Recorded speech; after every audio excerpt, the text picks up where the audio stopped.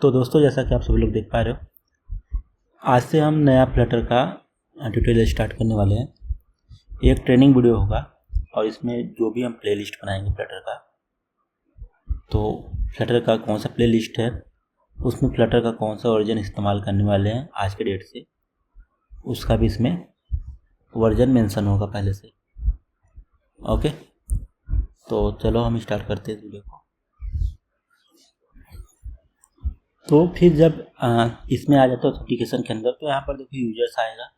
जब भी कोई ऑथेंटिकेटेड यूजर आएगा आपके पैनल पे या फायरबेस के अकाउंट पे, आपके एप्लीकेशन पे ऑथेंटिकेट करके आता है, तो उसके डिटेल्स यहाँ पर दिखता है।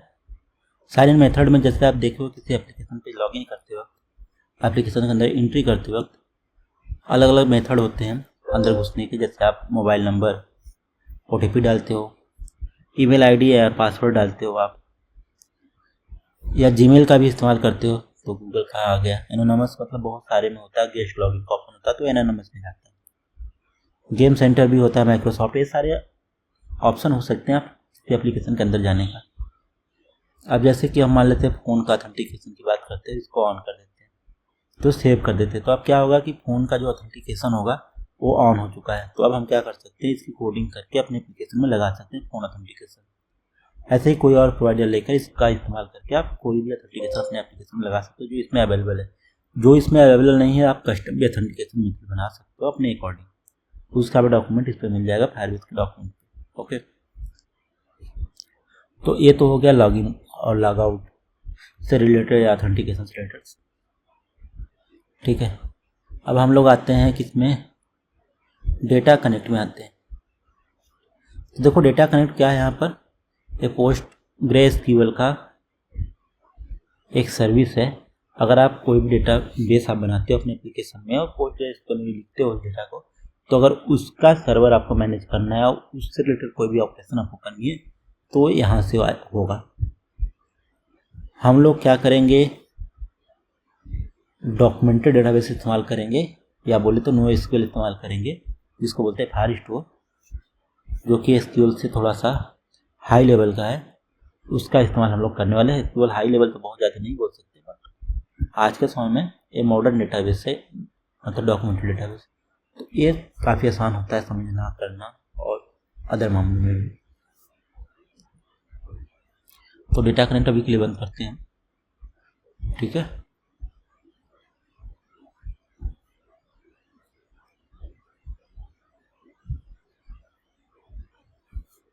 अब एक्सटेंशन की बात करें तो क्या है कि बहुत सारे थर्ड पार्टी कंपनी हैं जो अपनी अपनी सर्विसेज प्रोवाइड करती है। तो क्या करती है, माइक्रो फंक्शन या माइक्रो कोड लिख देती हैं और उसको क्या करते हैं, एक्सटेंशन से क्या करते हैं, वो लोग कनेक्ट कर देते हैं।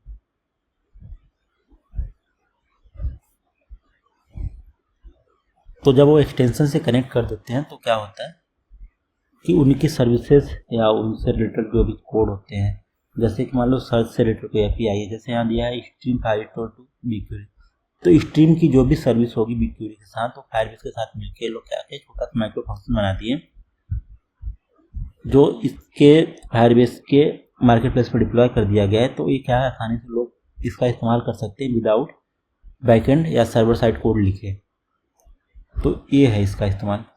तो आप लोग भी चाहो तो इस्तेमाल कर सकते हो। बहुत सारी चीज़ों के लिए बनाए गए हैं, एक्सप्लोर करोगे तो इसके अंदर बहुत सारे अलग आती है।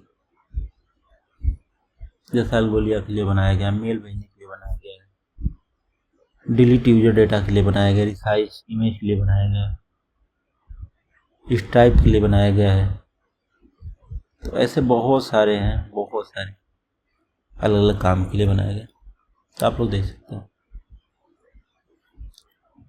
तो एक्सटेंशन की बात होगी खत्म अपनी। अब आते हैं हम लोग फायरस्टोर। तो फायरस्टोर को ही इस्तेमाल करेंगे अपने आगे की कोडिंग में हम लोग, या डेटाबेस से रिलेटेड कोई भी चीज़ें होंगी। अब देखो ये है क्या, real time update powerful query, automatic scaling and MongoDB compatibility. तो MongoDB से भी एक कंपैटिबिलिटी रखता है क्लाउड फायरस्टोर जो है। तो अगर इसमें कुछ भी आप लिखते हो तो क्या करोगे, आप MongoDB का क्वेरी या इस रिलेटेड जो भी कोड होगा वो आप इस्तेमाल कर सकते हैं या माइग्रेशन कर सकते हैं। सीधी सी बात होगी, मिला जुला। वो भी NoSQL है और ये भी NoSQL है।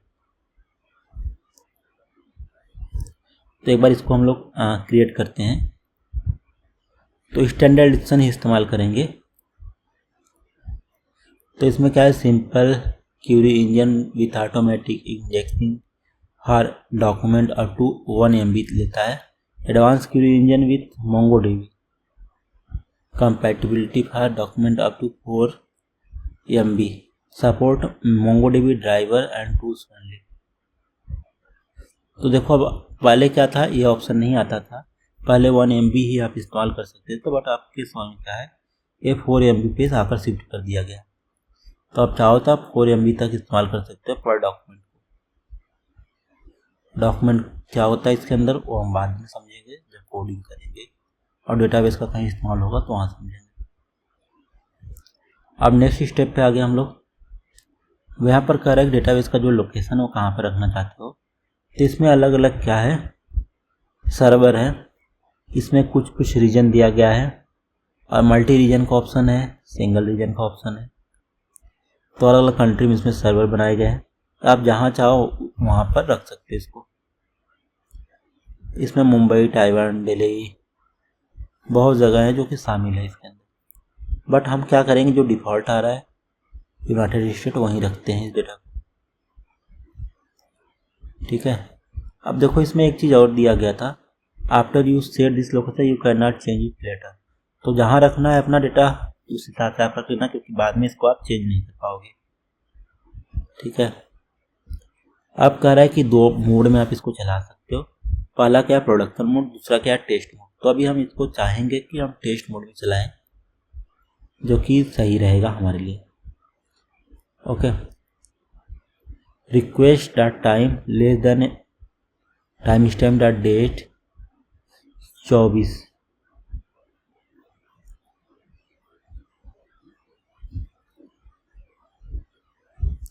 तो देखो ये 30 दिन तक ही वैलिड रहेगा। तो अब इस मोड को अब नहीं ले रहे हैं, क्योंकि ये जब अपना जैसा हम लोग इस्तेमाल कर रहे हैं तो क्या है, बहुत दिनों तक चलने वाला है, बहुत कुछ चीज़ें चलेंगी इसमें, सालों साल चलेंगी कोडिंग, बहुत कुछ सीखेंगे आप लोग। तो अभी हम प्रोडक्शन मोड में ही जाने वाले हैं, टेस्ट मोड को छोड़ के। ओके। तो हम इसको क्रिएट करने वाले हैं।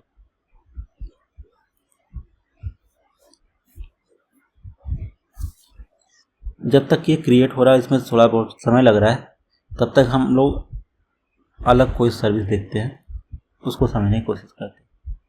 अब देखो इसमें क्या आ गया, क्लाउड फंक्शन आ गया। इसको एक बार रिप्लेस करते हैं।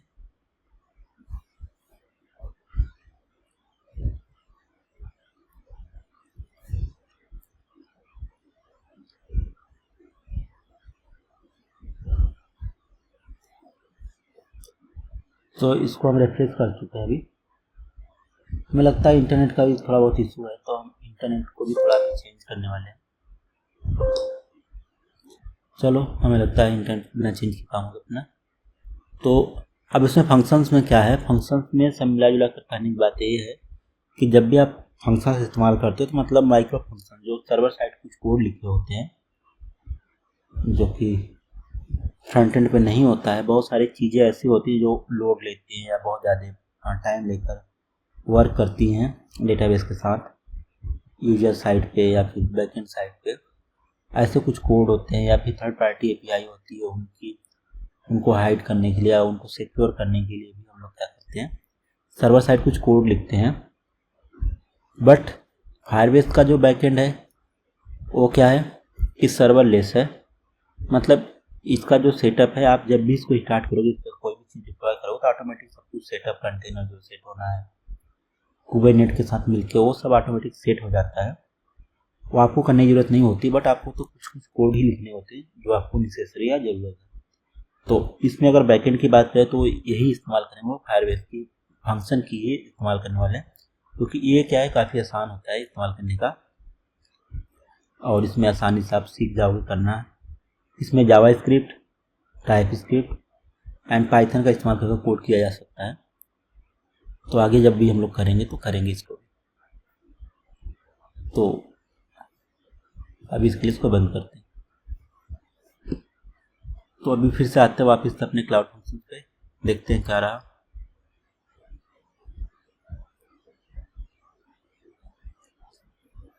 तो जब दोबारा से इस पर हम क्लिक किए तो क्या है, यहाँ पर ये सारी चीज़ें खुल के आ गई हैं। तो देखो अब इसमें क्या है कि आप लोग कलेक्शन बना सकते हो चीज़ों का। जैसे हम अगर बात करें यूजर कलेक्शन की, तो यहाँ पे जैसे यूजर्स नाम का एक कलेक्शन बनाते हैं, ठीक है। देखो कितना आसान है, मैं आपको ये दिखाना चाहते हैं। यूजर की एक आईडी होगी, अब ये पता नहीं क्या है, तो इसलिए हम इसको ऑटो आईडी कर देते हैं। और यूजर का मान लो क्या होगा, एक नेम होगा। नेम में जैसे मान लेते हैं यहाँ पर हम लिख देते हैं ब्रिजेश कुमार, और दूसरा फील्ड क्या होगा यूजर का, जेंडर ले लेते हैं, ठीक है। जेंडर में हम लिख दिए मेल। तो 2 डेटा डाल दिए एंड इसको सेव कर दिए। तब देखो क्या हुआ कि हमारा एक कलेक्शन बन चुका है, collection in the sense of table, एक टेबल बन चुका है जिसका नाम क्या है, यूजर। अब इसमें कितने यूजर हैं, सिंगल यूजर है जिसका क्या नाम है, ब्रिजेश और कुमार। इसकी आईडी क्या है, यही आईडी है जो बाहर डॉक्यूमेंट की आईडी है। तो डॉक्यूमेंट जो 1 MB 4 MB की बात करें तो यही डॉक्यूमेंट है और कुछ नहीं। ओके, तो ये हो गया अपना डॉक्यूमेंट का पार्ट। तो ऐसे बहुत सारे यूजर इसमें ऐड होते जाएंगे, ऐड डॉक्यूमेंट कर करके से बहुत सारे हो जाएंगे। तो इसको अभी बंद करते हैं। इतना समझ में आ गया होगा डेटाबेस के लिए हम लोग इसका इस्तेमाल करते हैं। इसमें अलग अलग प्रकार के कंट्रोल भी, जैसे यहाँ पे क्वेरी बिल्डर है। कल को जैसे आपको कोई डेटा सर्च करना है, कुछ करना, उससे रिलेटेड कोई ऑपरेशन करना है डेटा रिलेटेड, तो यहाँ से आप क्वेरी बना कर डेटा को, किसी भी डेटा को सर्च कर सकते हो। अब जैसे देखो यहाँ लिमिट 100 की बताई गई है। अब हम लिमिट हटा कर यहाँ पर एक क्वेरी लगाते हैं, जैसे हम काउंट करते हैं। काउंट किस चीज़ का करेंगे, डॉक्यूमेंट का करेंगे, किस डॉक्यूमेंट का, जो यूजर के टेबल में है। तो करेंगे तभी एक है तो एक ही आएगा। रन कर दिए क्वेरी, तो अब देखना है यहाँ पर काउंट कितना है, एक। ऐसे इसमें अलग अलग क्वेरी दिया, अलग अलग काम के लिए, सबको आप बना कर चेक कर सकते हो। चलो, तो अभी इसके लिए बंद कर रहे हैं। इसमें और भी चीज़ें, जैसे इसका रूल्स हो गया, क्या रूल्स सेट करना है, क्या नहीं करना है। रूल्स इन द सेंस ये क्या सिक्योरिटी का पार्ट है।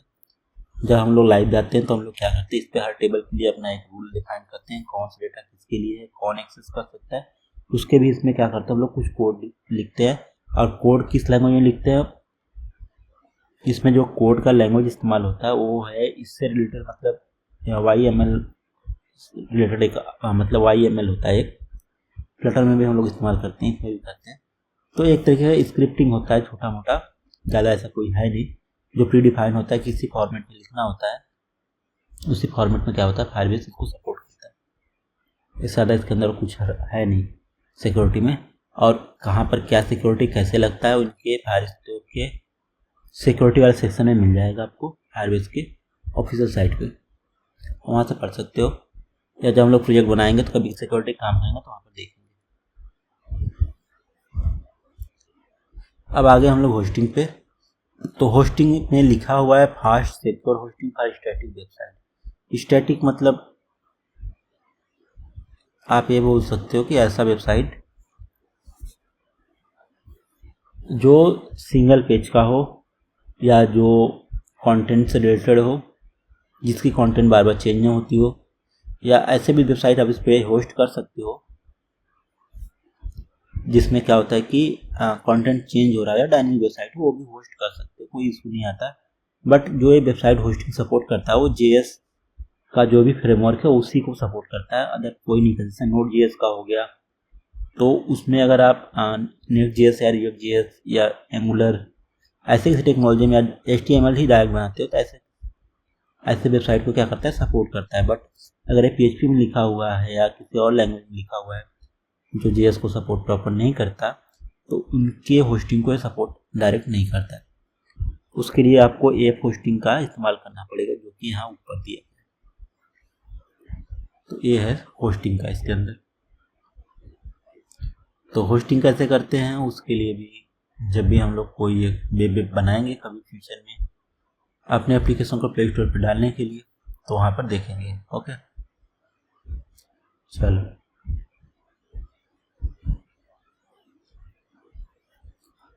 मशीन लर्निंग, इसमें बहुत सारी चीज़ें हैं मशीन लर्निंग में। इनके ऑफिशियल डॉक्यूमेंट पे आपको मिलेगा, या गेट स्टार्टेड करके भी मिलेगा। तो डॉक्यूमेंट देख लेते हैं, क्योंकि मशीन लर्निंग का हम लोग कुछ इस्तेमाल नहीं करना है, तो गेट स्टार्टेड नहीं करने वाले हैं। तो ये खुल गया अपना machine learning cloud VS on device. देखो टेक्स्ट रिकग्नाइजेशन है, मतलब कोई एक आप टेक्स्ट लिखो उसको याद करके रखने से रिलेटेड है। इमेज की लेबलिंग हो गई, ऑब्जेक्ट डिटेक्शन एंड ट्रैकिंग हो गई, face detection and contour tracing, bar code scanning, language identification, translation या smart reply in the sense chatbot. तो इतनी टाइप की एमएल सपोर्ट करता है फायरबेस। इसके अलावा अगर आपको और कुछ चाहिए तो आप टेंसरफ्लो और अदर बहुत सारी ओपन सोर्स एमएल के किट मिलते हैं या लाइब्रेरी मिलते हैं, वेबसाइट मिलते हैं जहाँ पर डॉक्यूमेंट प्रॉपर होता है, उनके कोड होते हैं, इस्तेमाल करके आप बना सकते हो। तो देखो ये बता रहा है अभी कहाँ कहाँ इस्तेमाल कर सकते हो आप। iOS एंड्रॉयड फ्लटर के साथ इसका इस्तेमाल कर सकते हो मशीन लर्निंग का।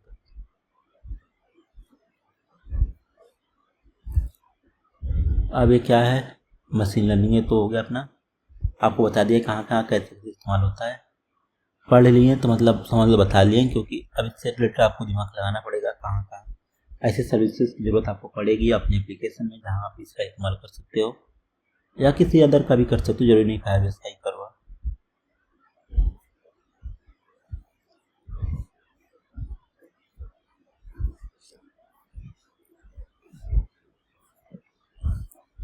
तो देखो ये स्टोरेज है, स्टोरेज को हम गेट स्टार्टेड करें क्योंकि हमारे प्रोजेक्ट बहुत ज़्यादा इस्तेमाल होने वाला है।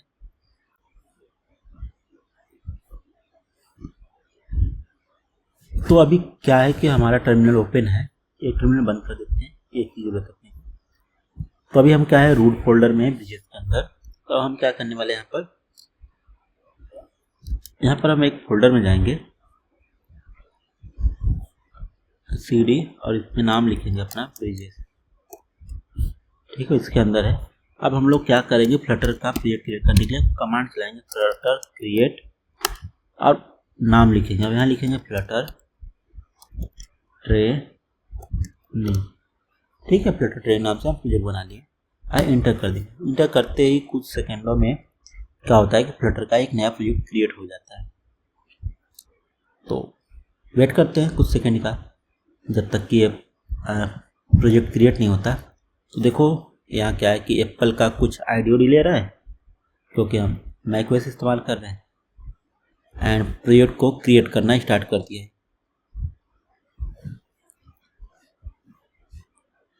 ठीक है, डाउनलोडिंग पैकेजेस हो रहा है, ये हो गया अपना प्रोजेक्ट। अभी क्या है कि रेडी है, क्रिएट हो चुका है। अब हम लोग क्या करेंगे, जो अपना प्रोजेक्ट क्रिएट हुआ है अब इसको हम लोग ओपन करेंगे इसी VS कोड में एंड स्टार्ट करेंगे फर्दर डेवलपमेंट। ठीक है, तो इसके लिए फिर से हम लोग करेंगे CD फ्लटर ट्रेनिंग, ठीक है, लिख के टैब दबाएंगे। टैब दबाते क्या होता है, जो रिलेटेड मोस्ट रिलेटेड नेम होता है वो आ जाता है। देन हम इंटर करके फिर यहाँ पर लिखेंगे कोड डॉट से क्या होता है कि इसी कोड में करेंट वर्किंग डायरेक्टरी का जो भी कंटेंट होता है वो ओपन हो जाता है। तो लॉक कर दिए। पासवर्ड हमसे मांग रहा है कि जो भी आपका पासवर्ड है वही बता दो, तो हम अपना जो मैकओएस का पासवर्ड था इसको बता दिए, मतलब परमिशन दे दिए इस तरीके से इस फोल्डर को ओपन करने का यूजिंग कमांड लाइन। तो अब क्या है कि पासवर्ड बता दिए, अब क्या हो कि प्रोजेक्ट हमारा ओपन होगा।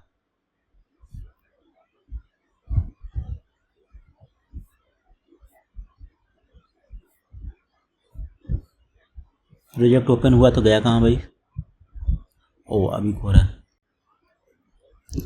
तो चलो हम वीडियो कंटिन्यू करते हैं। एंड हमारा प्रोजेक्ट अभी क्या है कि ओपन है। तो अब हम क्या करेंगे, यहाँ से अपना एक फ़ोन चूज करते हैं, मतलब इसको एमुलेटर बोलते हैं एंड्रॉयड के केस में, iOS के केस में सिमुलेटर बोलते हैं। तो अभी हम एंड्रॉयड के लिए कर रहे हैं तो एमुलेटर चल रहा है अपना, ना कि सिमुलेटर चल रहा है। ओके, इसको हम साइड में ऐसे रखते हैं यहाँ पर व्यू देखने के लिए कि क्या व्यू आता है। ओके, अब हम यहाँ आएंगे एंड इसको क्या करेंगे, इसको भी छोटा करेंगे क्योंकि साइड में हमें अपना एमुलेटर भी देखना है।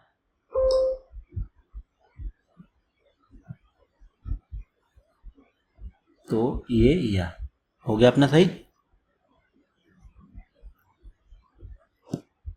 अब यहाँ क्या है कि हम लोग क्या करेंगे, एक मेन डॉट डॉट खोलेंगे, ठीक है।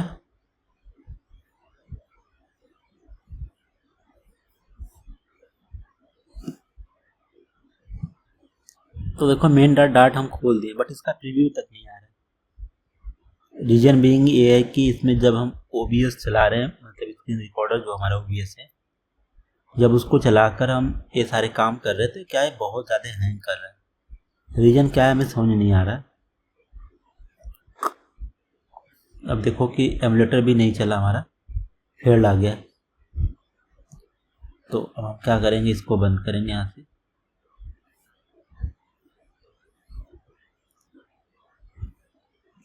अब फिर से रिट्राई करेंगे, चलाने की कोशिश करेंगे। एंड इसके पहले एक काम और करते हैं, एक बार OBS का सेटिंग देख लेते हैं। कुछ सेटिंग तो ऐसा था जो छूट गया हम लोगों से, जिसकी वजह से इशू आ रहा है। तो फेड इन फेड आउट चालू है इसमें, कैमरा कुछ कर नहीं रहा, ब्रॉडकास्टिंग का कुछ कर नहीं रहा, और तो कोई खास सेटिंग इसमें दिख नहीं रहा। यहाँ पे कुछ सेटिंग दिख रहा है, इस पर क्लिक करके देख लेते हैं। मैकओएस स्क्रीन कैप्चर सिलेक्टेड है, कुछ मॉनिटर ऑफ ऑन सिलेक्टेड कुछ है, माइक सिलेक्टेड कुछ है। यहाँ नीचे सेटिंग है कुछ, इसको भी देखते हैं। तो इस सेटिंग पे क्लिक करने के बाद भी कुछ ऐसा खास हो नहीं रहा है।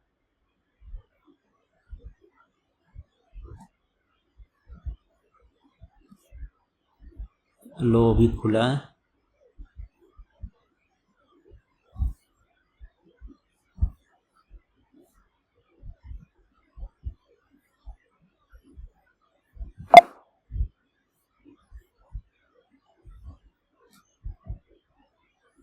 अपीयरेंस देख लेते हैं। स्ट्रीमिंग ठीक है, आउटपुट क्या है 160 पे चल रहा है, हमारा डिवाइस चल रहा है साइड में, और कोड भी अपना खुला हुआ है, ठीक है। तो अब अपना कोड रन कराने के बाद इधर आगे अब हम लोग का जो मुद्दा ये था कि हम लोग ट्रेनिंग से रिलेटेड चीज़ें बना रहे थे। तो सबसे पहले ना हम लोग क्या करेंगे कि सब कुछ प्रॉपर करने की कोशिश करते हैं। जैसे कि अब यहाँ पर name space and package ID अपना है, दोनों सेम है, तो इसको थोड़ा प्रॉपर करेंगे एक बार के लिए, ठीक है। तो हम लोग यहाँ क्या करेंगे, सर्च कर रहे हैं, जहाँ जहाँ है सारी जगह रिप्लेस करेंगे। हम यहाँ रखते हैं फ्लटर डॉट ट्रेनिंग, ठीक है, ट्रेनिंग .com, ठीक है। अपने एप्लीकेशन की जो आईडी है ये बना दिए, या पैकेज आईडी भी बोल सकते हो, बना दी। एंड रिप्लेस ऑल पे क्लिक करेंगे तो सारा एक साथ रिप्लेस हो जाएगा। तो यस, रिप्लेस 14 जगह हो रहा है, हो जाए आसानी से, कोई दिक्कत नहीं, ठीक है। अब हम एक प्रॉपर बना लिए flutter.training.com, ये हो गया। अब क्या है कि यहाँ पर दो एप्लीकेशन दिखेगा अगर आप हम खोलते हैं इसके अंदर, तो दो एप्लीकेशन ना दिखे क्योंकि हम पैकेज नेम चेंज कर दिए, तो ऐसे दो एप्लीकेशन इंस्टॉल हो जाएगा। तो दो एप्लीकेशन ना दिखे इसके लिए हम लोग क्या करेंगे, इस पर ये पहले से इसको हम लोग हटाने वाले, मतलब अनइंस्टॉल करने वाले। तो इसको लॉन्ग प्रेस कर रहे हैं अभी, चलो कोई बात नहीं, हट नहीं रहा, अपनी कोई ज़रूरत भी नहीं है हटाने का, नहीं हटा मतलब। तो देखो जब भी हम लोग नया पैकेज चेंज करते हैं तो अपने एप्लीकेशन को दोबारा से हम लोग को रन कराना पड़ेगा। तो फिर से हम लोग रन करा लेते हैं एक बार, ठीक है, एप्लीकेशन को बंद करके।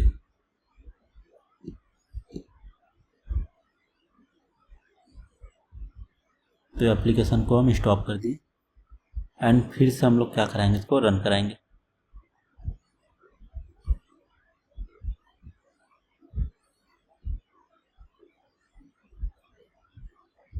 तो नहीं हो रहा है, इसके पीछे रीजन है कि gradle.kts खोलें हम लोग ग्रेटर आर्ट KTS नहीं खोलने हैं अभी जो खोलने हैं वो क्या खोलने हैं अपने को, डार्ट खोलने हैं। तो मेन डार्ट खोलेंगे जिससे कि सिस्टम को पता रहे कि हम कौन सी लैंग्वेज में वर्क कर रहे हैं, तो ये रन करेगा। फिर से कर रहे हैं, रन डार्ट डिबग, ठीक है। एंड वेट करते हैं जब तक कि हमारा प्रोजेक्ट क्या नहीं हो जाता, डिबग नहीं होता है, रन नहीं हो जाता, ठीक है। जब तक ये सब काम हो रहा है अपना, तब तक हम चलते हैं सेटिंग में, एंड्रॉयड के सेटिंग में चलते हैं।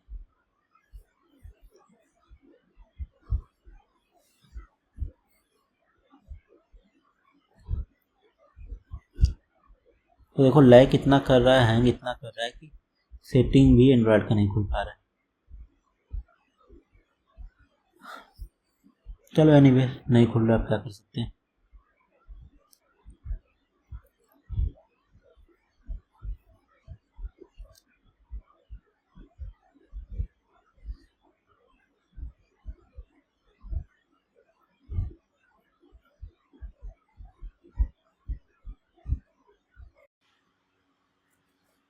तो अब हम लोग क्या करने वाले हैं कि अपने एमुलेटर का कुछ कॉन्फ़िगरेशन चेंज करेंगे, मतलब इसका रैम चेंज करेंगे, स्टोरेज चेंज करेंगे, हीप साइज चेंज करेंगे। इसके लिए एंड्रॉइड स्टूडियो में जाते हैं एंड वर्चुअल डिवाइस मैनेजर में जाएंगे। इसमें जाने के बाद जो हमारा एमुलेटर है उसको सिलेक्ट करेंगे, उसको एडिट करेंगे। एडिट करने के बाद इसमें कुछ पैरामीटर मिलेंगे हमें, जैसे कि अभी इसमें एडिशनल सेटिंग में जाएंगे एंड यहाँ पर आप देख पा रहे होगे कि अभी इंटरनल स्टोरेज कितना है GB में है, जो कि सिर्फ 6 GB है। तो अब इसको हम लोग 12 GB कर दिए। और इसका इंटरवल कितना है, 512 MB था, तो अब इसको कितना कर देंगे, 5 GB कर दिए। रैम को भी कम से कम 8 GB करेंगे एंड इसमें वर्चुअल हीप साइज को करेंगे कम से कम 1 GB कर देते हैं।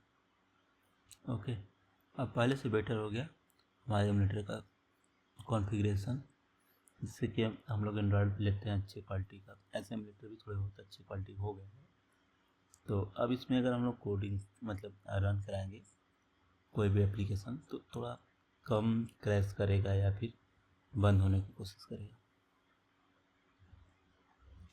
तो ये हो गया। अब दोबारा से हम लोगों को क्या करना होगा, अपना एमुलेटर रन कराना पड़ेगा। तो रन करा कर देख लेते हैं कितना समय लगता है।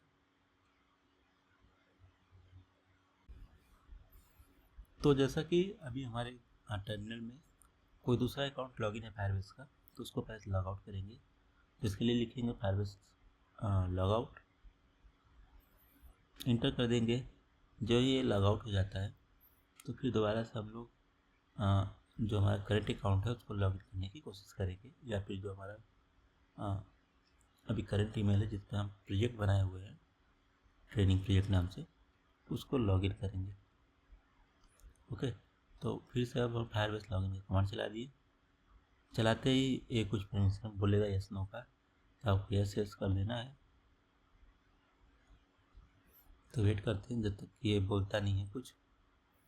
तो लो बोल दिया यस नो, यस बोल दिया। तो यस करके आप यहाँ नो भी कर सकते हो, जैसा आपकी मर्जी। फिर उसके बाद क्या होता है कि रिडायरेक्ट हो जाता है आपका डिफ़ॉल्ट ब्राउजर पे, और यहाँ से उस ईमेल आईडी को आपको सिलेक्ट करके कंटिन्यू कर देना है जिस पर फायरबेस का प्रोजेक्ट है। ओके, फिर एक आता है सक्सेसफुल लॉगिन हो गया है। जब सक्सेसफुल लॉगिन हो जाता है तो हम लोग आ जाते हैं अपने नेक्स्ट स्टेप पे, तो फायरबेस इनिट करने के लिए। बट अभी यहाँ फायरबेस कुछ इनिट करने को है नहीं, हम लोग को फायरबेस अपनी इस करंट प्रोजेक्ट में ऐड करना है। तो उसके लिए अलग तरीका है ऐड करने का। वो तरीका है कि फायरबेस लॉगिन हो गया, अब इसमें क्या है, ग्लोबल एक्टिवेट फायरबेस का CLI करना पड़ेगा हम लोगों को। तो इसका नाम है फ्लटरफायर CLI। वो एक्टिवेट हम लोग करेंगे इसमें Dart pub global activate FlutterFire CLI कर देंगे। जब ही एक्टिवेट हो जाता है तो हमारे पास एक फ्लटर और फायर दोनों का एक लोकल कॉन्फ़िगरेशन आ जाता है, जिसका इस्तेमाल करके हम लोग क्या करेंगे, फर्दर प्रोजेक्ट इनिशियलाइज करेंगे, जो कि बहुत ही ज़रूरी है। करना। तो अब आगे के कमांड पे बढ़ेंगे। अब नेक्स्ट कमांड क्या है उसकी तरफ चलते हैं। तो थोड़ा सा वेट करना पड़ेगा अपने को, क्योंकि अभी यहाँ पर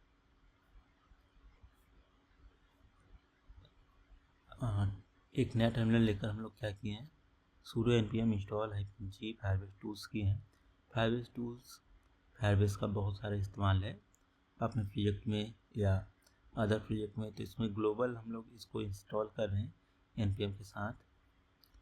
ये कमांड देने के बाद क्या है कि पुराना वर्जन था हमारे में, तो नए वर्जन के लिए फिर से सेम कमांड चलाओगे तो जो लेटेस्ट वर्जन होगा वो इंस्टॉल हो जाता है आपके सिस्टम में। सिस्टम चाहे आपका मैकओएस हो चाहे विंडो हो। विंडो में sudo नहीं लगाना होता, अदर में लगाना पड़ता है, बस इतना ही फर्क है। तो अब देखो ये कमांड अपना हो गया था, तो अब नेक्स्ट कमांड की तरफ चलेंगे। अब हम लोग चलाएंगे फ्लटर फायर कॉन्फ़िगर। तो इस कमांड को चलाने से क्या होता है कि कौन से प्रोजेक्ट को हमें करना है अपने सिस्टम में इंस्टॉल, मतलब सेलेक्ट करके इंस्टॉल करना है, उसकी कॉन्फ़िगरेशन या लोकल फाइल सर्वर से लेकर इसमें डालना है, उसकी सारी सेटिंग इसमें आ जाती है। आपको मैनुअली सेलेक्ट करने का ऑप्शन आ जाएगा। आप जो प्रोजेक्ट सेलेक्ट करोगे उस प्रोजेक्ट की कॉन्फ़िगरेशन आनी स्टार्ट हो जाती है। तो देखो आप लोग,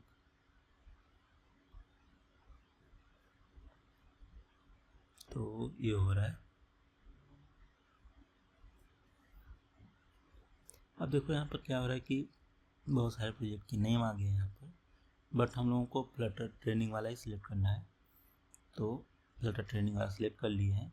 अप डाउन की से ऊपर नीचे कर सकते हैं, और कौन से प्लेटफॉर्म के लिए लेना है उस प्लेटफॉर्म को अप डाउन की से जाकर एंड स्पेस बटन दबाकर सिलेक्ट एंड अनसेलेक्ट कर सकते हैं। तो विंडो छोड़ के बाकी अभी के लिए हम सारा ले रहे हैं, चाहे मैकओएस हो, चाहे वेब हो, चाहे एंड्रॉयड हो, चाहे iOS हो। तो इन सब के लिए अभी के लिए हम क्या कर रहे हैं कि कॉन्फ़िगरेशन ले रहे हैं, मतलब फायरबेस का कॉन्फ़िगरेशन ले रहे हैं। तो इसमें क्या होगा, रजिस्टर्ड होने में थोड़ा टाइम लगता है। तो जब तक ये टाइम लगता है तब तक हम लोग इंतज़ार करेंगे। हमारे पैकेज का नाम है flutter.training.com, मतलब एंड्रॉयड पैकेज के नाम है। तो अब हम लोग क्या करेंगे, वेट करेंगे। और हम लोग क्या कर सकते हैं, एक और काम कि अपने प्रोजेक्ट को देखकर, मतलब खोल के ये भी देख सकते हैं कि अभी तक कौन सा रजिस्टर्ड हो गया है या कौन सा नहीं हुआ। तो कंसोल firebase.google.com पे आकर प्रोजेक्ट सेलेक्ट कर लिए। ओवरव्यू के प्रोजेक्ट ओवरव्यू के बगल में सेटिंग का ऑप्शन है, उस पर क्लिक करके आप यहाँ पर देख पाओगे। तो यहाँ पे देखो स्मॉल केस में नाम लिखा है प्रोजेक्ट का, तो उसको भी थोड़ा कैपिटल केस में या वो टाइटल केस में, कैमल केस में लिख के थोड़ा सही कर दे, देखने में अच्छा लगेगा। एंड उसके बाद क्या है यहाँ पर कि इन्वायरमेंट है दो टाइप का, एक अनस्पेसिफाइड और एक प्रोडक्शन। प्रोडक्शन तब लेते हैं जब अपना प्रोजेक्ट लाइव हो जाता है, सब कुछ बन जाता है। अनस्पेसिफाइड मतलब अनस्पेसिफाई पर रहने देते हैं जब तक कि प्रोजेक्ट चलता रहता है, अपना लॉन्ग टर्म या बनाते रहते हैं। तो अब क्या है कि सारे प्लेटफॉर्म के रजिस्टर्ड हो चुका है। एप्पल में एंड्रॉयड मतलब iOS और मैकओएस दोनों आ जाते हैं, एंड एंड्रॉयड का अलग है, वेब का अलग है। तो जितने प्लेटफॉर्म अभी तक हम सिलेक्ट किए थे उन सब के आ चुके हैं अभी तक के लिए सेटिंग। अब जैसा कि सेटिंग सारा हो चुका है और कुछ रहा नहीं इसमें सेटिंग करने को, तो हम लोग फिर से क्या करेंगे, चलेंगे अपने टर्मिनल उस पर कोड पे चलेंगे, मतलब VS कोड में जाएंगे और आगे का जो भी प्रोसीजर है उसको करेंगे। ओके, तो आगे का जो भी हमारा प्रोसीजर है, अभी तो थोड़ा सा टर्मिनल को कट करते हैं और छोटा कर लेते हैं, काफ़ी बड़ा कर देते हैं घींच तान के। तो अब यहाँ पे बता रहा है कौन कौन से प्लेटफॉर्म रजिस्टर्ड हो गए, ये सब हो गया अपना काम।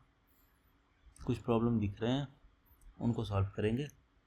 सॉल्व करने का जो प्रोसीजर है डॉक्यूमेंट में ही मेंशन है।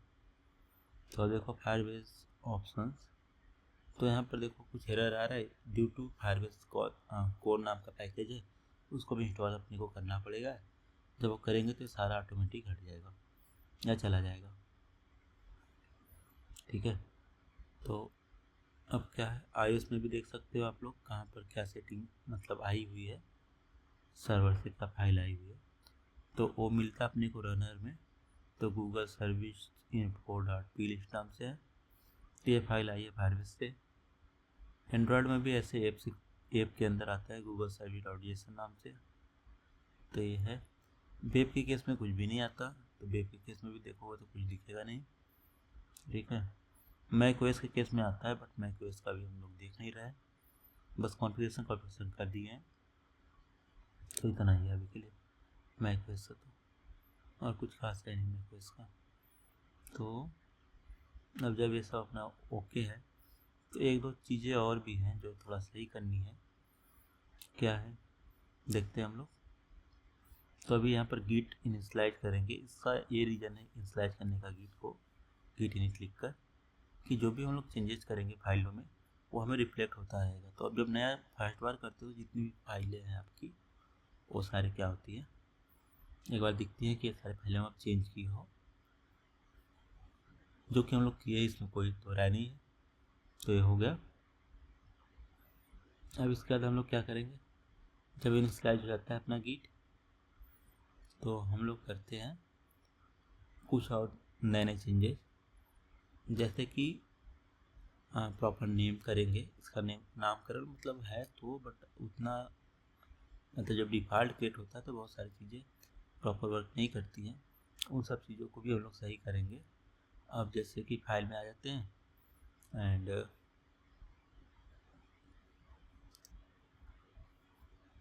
इसको मिनिमाइज कर लेते हैं एंड एड फायरबेस प्रोजेक्ट में आ गए। एंड नेक्स्ट स्टेप ये है कि इसमें कोर को इंस्टॉल करना पड़ेगा अपने को, तो कोर इंस्टॉल कर लेते हैं टर्मिनल में आके। ठीक है,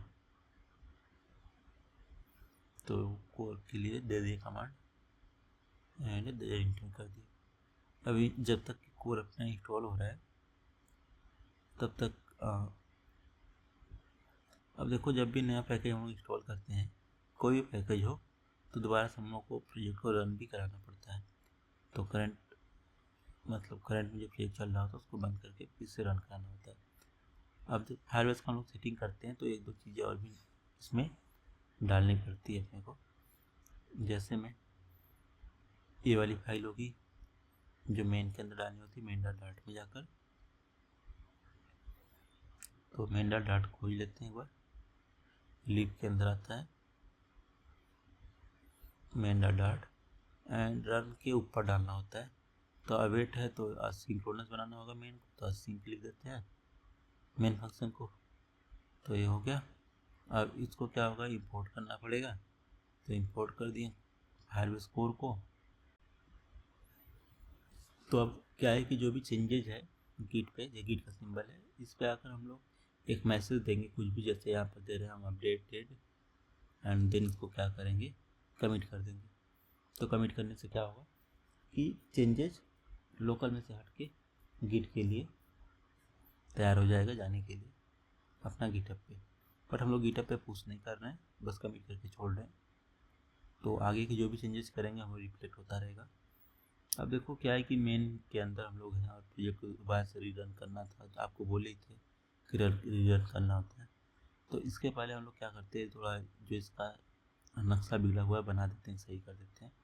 तो चीज़ें यहाँ से हम लोग रिमूव कर रहे हैं मेन डॉट से, एंड यहाँ होम नाम का एक मतलब डालेंगे, नया फाइल डालेंगे होम नाम से। अभी अपने पास फाइल है नहीं तो हम लोग बनाएंगे। फाइल बनाना कितना आसान है वो भी आप लोग देखोगे। तो पहले पेजेज नाम का एक फोल्डर बना लिए, इसके अंदर होम नाम की एक फाइल बनाएंगे। ठीक है, होम डॉट नाम से डॉट की फाइल या फ्लटर की फाइल होम डॉट नाम से बना दी। स्टेटलेस है, स्टेटफुल विजिट है, तो स्टेटलेस अभी ले लिए और होम नाम लिख दिए इसमें। अब एरर आ रहे हैं क्योंकि इंपोर्ट कुछ भी नहीं है, तो मटेरियल को इंपोर्ट कर दोगे तो एरर हट जाता है। अब क्या है कि अपना होम बन चुका है, तो मेन को थोड़ा सही कर लेते हैं। मेन में इंपोर्ट करना होता है होम को, फाइल जो भी बना है अपना, तो पेजेस, इंपोर्ट लाइब्रेरी वो कर दिए। अब यहाँ स्काफोल्ड रखेंगे। स्काफोल्ड इसलिए रख रहे हैं क्योंकि स्काफोल्ड से ही कोई भी वाई अपना चलता है या बनता है। स्काफोल्ड नहीं डालोगे तो जो भी वाई बनाओगे उसके ऊपर मटेरियल से रैप करना पड़ेगा। मटेरियल से नहीं करोगे तो क्या होगा, ब्लैंक दिखेगा। तो ब्लैक दिखेगा तो आप कोई भी वाई बना लो वो ठीक से नहीं दिखेगा। ओके, तो स्काफोल्ड डालेंगे, इसमें ए बार बनाएंगे, ए बार में कुछ लिखेंगे, ठीक है। तो एक बार में टाइटल के अंदर टेक्स्ट डालेंगे और लिख देंगे होम पेज। सिंपल सी बात है।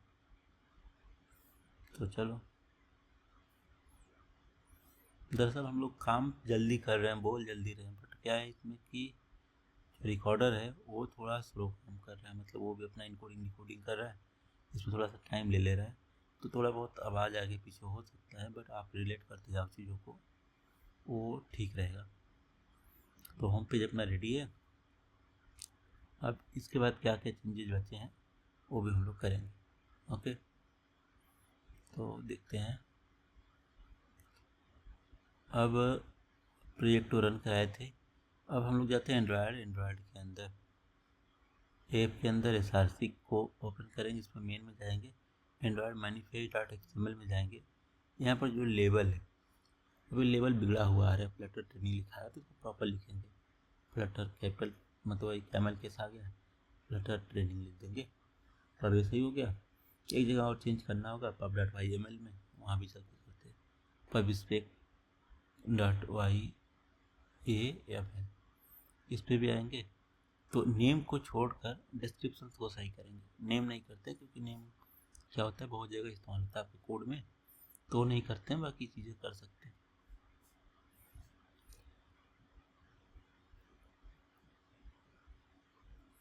तो अब यहाँ क्या लिखना है, ट्रेनिंग ऐप लिख दी, बाकी सब चीज़ें सही है, तो और चीज़ों को हम लोग छेड़ेंगे नहीं। तो चलो आगे बढ़ते हैं। एंड हम लोग आ गए फिर से फाइल में। अब यहाँ पर हम लोग कुछ सर्विसेज बनाएंगे। दो टाइप की सर्विस बनाएंगे, एक मैसेजिंग एप्लीकेशन का, मतलब क्लाउड मैसेजिंग का बनाएंगे, और दूसरा बनाएंगे किसका, तो फायरस्टोर का बनाएंगे। तो सर्विसेज बना लिए। अब इसके अंदर हम लोग क्या बनाएंगे, फायरस्टोर सर्विस। तो सर्विसेज लिख दिए, तो सर्विस ही लिखेंगे बस। तो इसको रीनेम करके सर्विस कर लेते हैं।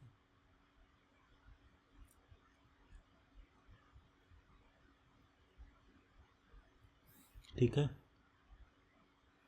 अब क्या है, जब ये बन गया तो हम लोग एक क्लास बनाएंगे।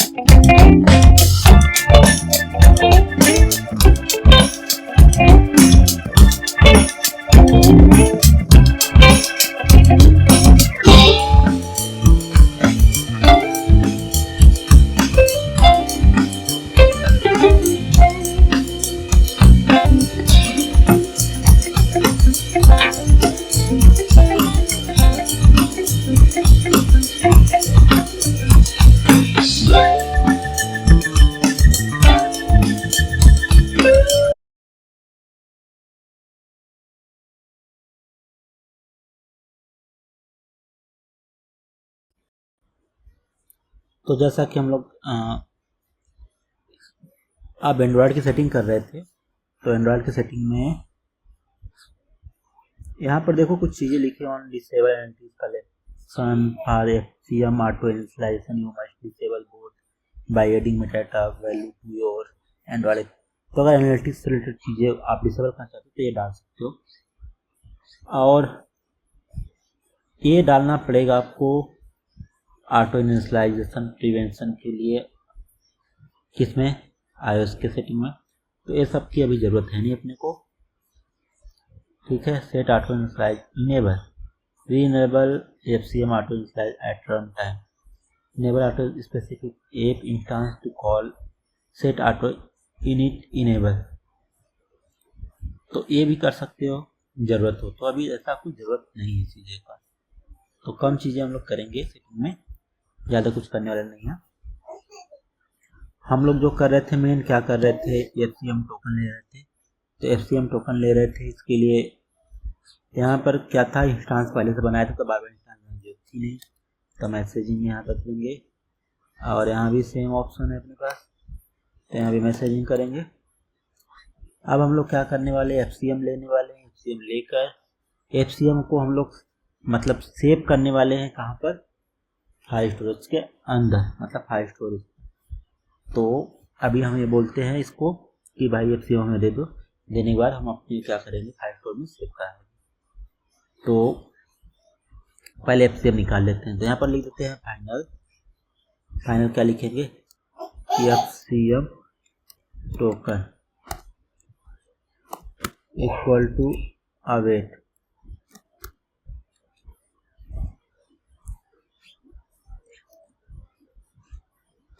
मैसेजिंग डॉट गेट टोकन, ठीक है। अब गेट टोकन करते हैं क्या होगा, टोकन आ जाएगा। अगर टोकन आ जाता है तो यहाँ पर हम कंडीशन लगाएंगे और यहाँ लिखेंगे अभी देखो एफसीएम ज़्यादा इस्तेमाल है नहीं, तो यहाँ से लिखते हैं FCM token dot is not equal to, ठीक है, and FCM token not equal to null. दो कंडीशन चेक करेंगे यहाँ पर, ठीक है। डबल इक्वल टू ट्रू कर रहे हैं कि अगर क्या नहीं है, ये इम्पटी नहीं है, and not equal to null. दो कंडीशन है, मतलब नल नहीं है और इम्पटी नहीं है, तो क्या करेंगे हम लोग इसको डेटाबेस पे सेव करेंगे। तो अब यहाँ पर सेव करने का कोड लिखते हैं, यहाँ पर भी लिखते हैं वाइड, ठीक है, सेव। अब यहाँ दो चीज़ चाहिए, पहला क्या चाहिए, पाथ चाहिए कहाँ पर सेव करना है, तो इस क्या होगा, स्ट्रिंग टाइप का होगा, ठीक है। एंड दूसरा क्या चाहिए, वैल्यू क्या सेव कराना है, तो ये क्या होगा, मैप टाइप का होगा, मैप स्ट्रिंग एंड डायनेमिक, ठीक है। इसको बोलते हैं हम लोग मॉडल। तो ये दो चीज़ होनी चाहिए। अब क्या होगा, फाइल स्टोर डॉट कलेक्ट, आप पाथ लिख देंगे, डॉट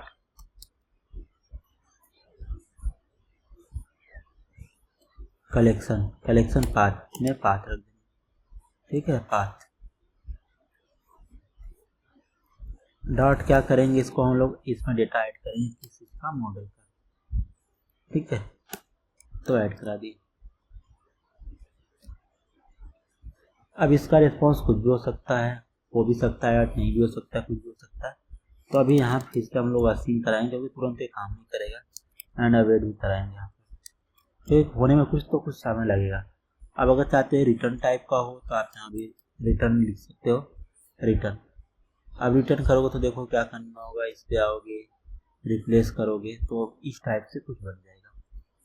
तो आप रिटर्न टाइप भी लिख सकते हो, नहीं लिख सकते तो आपके ऊपर है, कोई इशू नहीं है लिखने से या न लिखने से, दोनों से, डिपेंडिंग ऑन बिजनेस लॉजिक, करना क्या चाहते हो क्या नहीं करना चाहते हो। तो हम रिटर्न लिख देते हैं, हमें कोई इशू नहीं है लिखने से या न लिखने से, ठीक है। तो अब यहाँ क्या करेंगे, उसका इस्तेमाल करेंगे, क्योंकि हमारे पास अब क्या है, एफसीएम टोकन है, जिसको सेव भी कराएंगे। तो सेव कराने के लिए क्या लिखेंगे, फायरस्टोर फंक्शन का नाम लिखेंगे फायरबेस फायरस्टोर। अब यहाँ क्या है, इसका नाम क्या है, फायरस्टोर सर्विस नाम है। तो यहाँ लिखेंगे Firestore service dot instance dot save. इसमें कराना है सेव यूजर्स में कराना है सेव, ठीक है। मान लेते हैं यूजर्स की एक कोई आईडी होगी, आईडी क्या होगी वो यहाँ पे हम डिफाइन कर दिए ऐसे कुछ भी ABCD। अब यहाँ पे क्या करेंगे, टोकन डालेंगे। तो यहाँ टोकन कर दिए, टोकन में टोकन क्या है अपने पास, FCM टोकन, ठीक है, हो गया। इसको भी हम लोग क्या कर रहे हैं, रिटर्न कर रहे हैं। ये रिटर्न होगा या तो फिर नल होगा रिटर्न, ठीक है, रिटर्न नल। अब अगर ऐसा करते तो इसका टाइप हमें मतलब चेंज करना होगा, तो टाइप चेंज कर दिया, ठीक है। ये हो गया, पहला क्या होगा, परमिशन मांगेगा, दूसरा क्या होगा, FC टोकन आएगा, FC टोकन उसके अंदर जाएगा। उसके बाद का सारा काम अपना होगा बैकएंड से। तो उसके बाद हम लोग बैकएंड पे मूव करेंगे। अभी क्या है, सेटिंग अनयूजुअल है तो हटा देते हैं, बस परमिशन रह जाएगा। तो अब ये सब इस्तेमाल कहाँ होगा, ये सब मेन में इस्तेमाल होगा। तो आगे हम लोग मेन में, एंड मेन में जो ही स्लाइड हो जाता है एप्लीकेशन, उसके बाद हम लोग इसका इस्तेमाल करने वाले हैं। अब इसमें हम लोग क्या लिखेंगे, यहाँ लिखेंगे cloud messaging service dot instance dot request permission, ठीक है। पहला तो ये हो गया। दूसरा क्या हो गया, cloud messaging service dot instance dot request FCM token. ये दोनों हो गए अपने, पहले वो चलेगा दूसरे बाद चल जाएगा, ठीक है। तो अब क्या कर रहे हैं, एक बार इसको बंद करते हैं, एप्लीकेशन को फिर से दोबारा से स्टार्ट कराएंगे, देखते हैं क्या आता है क्या नहीं आता है। ओके चलो करते हैं, एंड वेटिंग जब तक कि एरर नहीं हो जाता और अपने डेटाबेस में कोई वैल्यू नहीं आ जाता। देखो डेटाबेस में वैल्यू आएगा कि नहीं, ये भी थोड़ा एक संशय है। इसके लिए हमें क्या करना होगा, थोड़ा डेटाबेस का जो परमिशन है ना उसको पब्लिक करना पड़ेगा। अभी क्या है वो प्राइवेट चल रहा है। तो क्लाउड फायरबेस का जो फायरस्टोर डेटाबेस है उसके अंदर आएंगे हम लोग और उसके रूल्स को देखेंगे, और रूल्स में अगर फास्ट लिखा उसको ट्रू कर देंगे सबके लिए, ठीक है। अब यहाँ रूल्स आ गया। अब इस रूल्स के अंदर चेक करेंगे क्या है रूल्स। तो इसमें क्या है, रूल्स फाल्स है। अब इसको हम लोग क्या करेंगे, चेंज करके ट्रू कर देंगे, ठीक है, कर दिए ट्रू। एंड देन क्या कर देंगे, पब्लिश कर देंगे।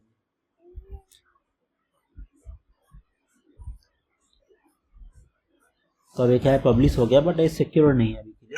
सिक्योर नहीं है कोई बात नहीं, अभी सिक्योर चाहिए नहीं, बस पब्लिश ही करना था, तो कर दें पब्लिश। देखते हैं अपना कोड कितना रन किया कितना नहीं किया।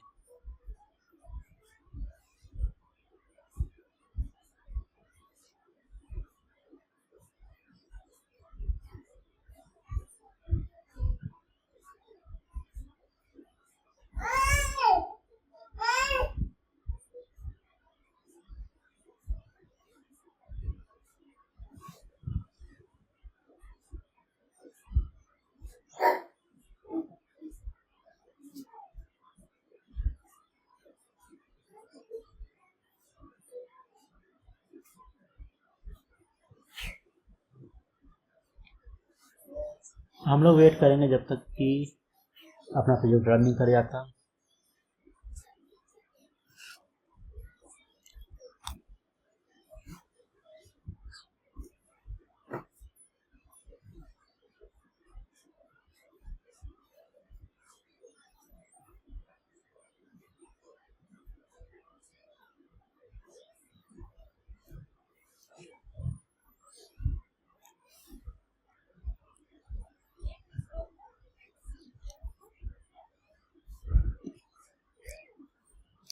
जब तक ये रन कर रहा है तब तक हम लोग क्या करेंगे, क्लाउड फंक्शन का यहाँ पे कोड कर लेंगे।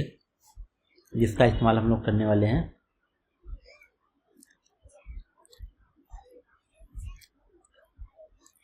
भेजने के लिए नोटिफिकेशन को। ओके, तो उसका भी कोड करना पड़ेगा तुमको।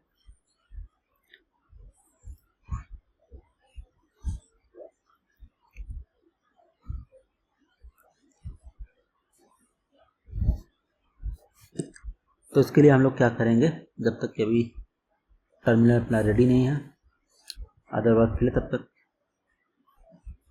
कोड करते हैं।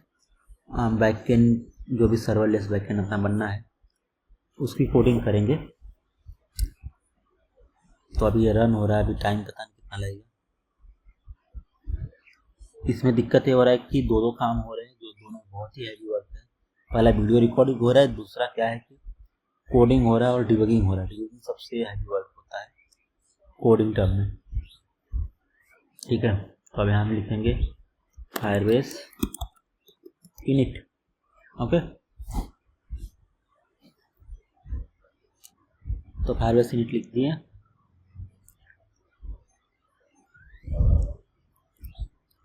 and waiting for the response of console, Firebase tools, CLI.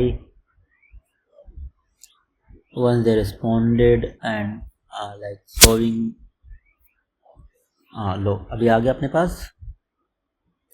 इसमें से अपने को क्या चाहिए, Firebase फंक्शन चाहिए, और चीज़ें तो अपने को जरूरत है नहीं यहाँ पर। एंड देन अब एरो अप डाउन से अप ऊपर नीचे होता है, स्पेस बटन सिलेक्ट हो जाता है एंड देन इंटर दबाते ही क्या होगा, ये सेटअप के लिए रेडी हो जाता है। तो अभी देखो कोई अलग एप्लीकेशन है, उसका यहाँ पर वो मांग रहा है, मतलब सेटअप मांग रहा है। तो वो अपना किसी दूसरे एप्लीकेशन का तो करना नहीं है, तो ये कमांड ऊपर है, इसका भी आप इस्तेमाल कर सकते हो पहले। एंड पहले तो इसको कट करेंगे हम लोग और ऊपर फायरबेस यूज --- ऐड के नाम का कमांड है, उसका इस्तेमाल करेंगे। ठीक है, चलो फायरबेस यूज --- ऐड कमांड का इस्तेमाल कर लेते हैं।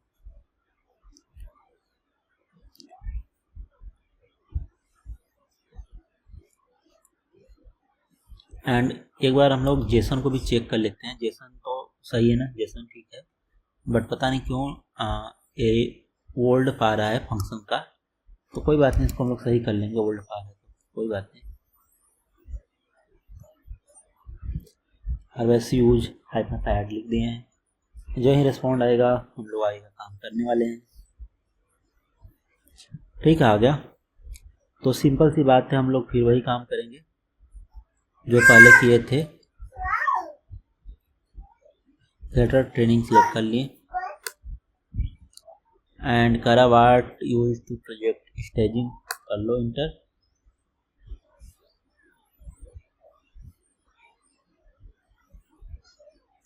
You must provide a value. तो फ्लटर का नाम सेम लिख देते हैं, फ्लटर ट्रेनिंग। ओके, तो फ्लटर ट्रेनिंग लिख दिया। तो अभी क्या है कि यहाँ पर एक नाम आ गया जिसमें लिखा है फ्लटर प्रोजेक्ट का नाम ट्रेनिंग लिखते हैं, फ्लटर ट्रेनिंग। ठीक है, अब फिर से फ्लटर फायरबेस इनिट करेंगे। सारी गलत जगह क्लिक हो गया, नीचे करते हैं। तो ये क्या कर रहा, collection path must point two valid collection. तो अभी क्या है कि हम लोग कलेक्शन लिए हैं और पास कर रहे हैं डॉक्यूमेंट को, इसलिए यहाँ पर एरर आ रहा है। तो इसको भी अभी फिक्स करेंगे, अलाउ कर देते हैं। परमिशन मांग लिया नोटिफिकेशन का, इसको अलाउ कर लेते हैं और इसको थोड़ा सा फिक्स करेंगे। यहाँ पर लिखेंगे डॉक। ठीक है, अब ये डॉक है तो डॉक कभी भी सेट होता है, ऐड नहीं होता है या अपडेट होता है। तो यहाँ पर अब इसमें लिखना पड़ेगा अपने को सेट। ठीक है,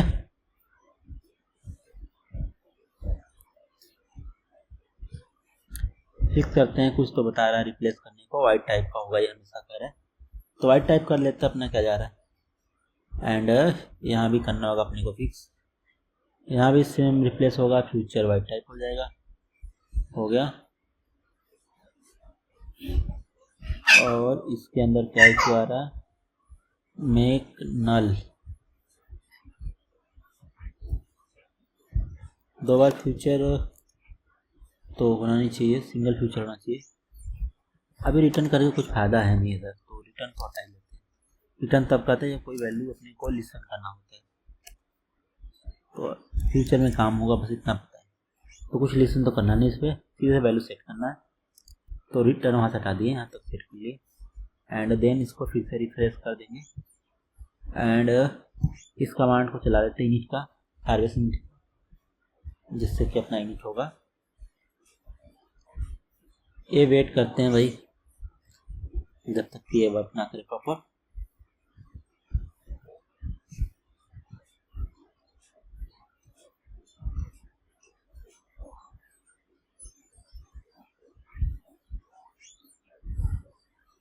तो सेम आगे फिर से अप डाउन से सिलेक्ट करेंगे हम लोग,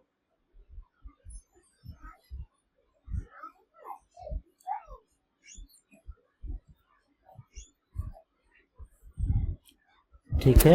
अब इस बार सिलेक्ट कर लिए फंक्शन को। अब इस बार ये चेक करेंगे कि फंक्शन सही जगह है या नहीं।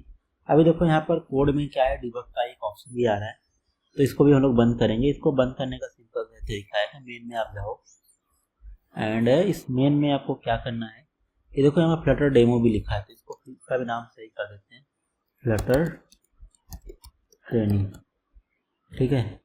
मटेरियल ऐप में आपको लिखना है debug show banner mode banner, इसको फॉल्स कर दो,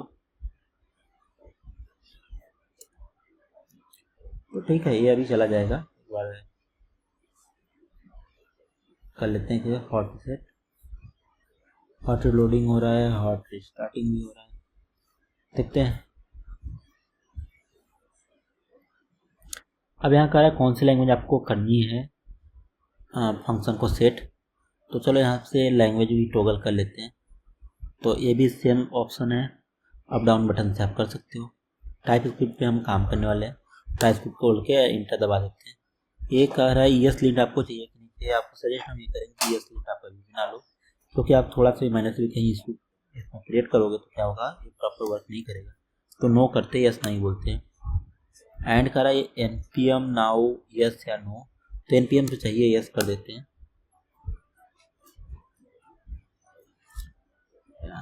वेट कर लेते हैं। तो देखो यहाँ बैनर का ऑप्शन भी हट गया है, और यहाँ एनपीएम इंस्टॉल होगा। हो सकता है यहाँ पर इशू आए, एनपीएम ना इंस्टॉल हो। उसके पीछे का रीज़न ये है कि हम लोग sudo परमिशन लगाए नहीं थे, एंड बहुत लार्ज जब फाइलें आती हैं किसी फोल्डर में तो यहाँ परमिशन चाहिए होता है। ऐसा मैकओएस में है ऑप्शन, मतलब इनकी पॉलिसी है मैकओएस वालों की। तो एरर आएगा तो कोई बात नहीं, हम लोग फिर sudo लगाकर एनपीएम को इंस्टॉल करेंगे मैनुअली। बाकी हम लोग जो फंक्शन इंस्टॉल करने वाले थे वो फंक्शन अपना क्या है कि अभी तो वर्क कर रहा है।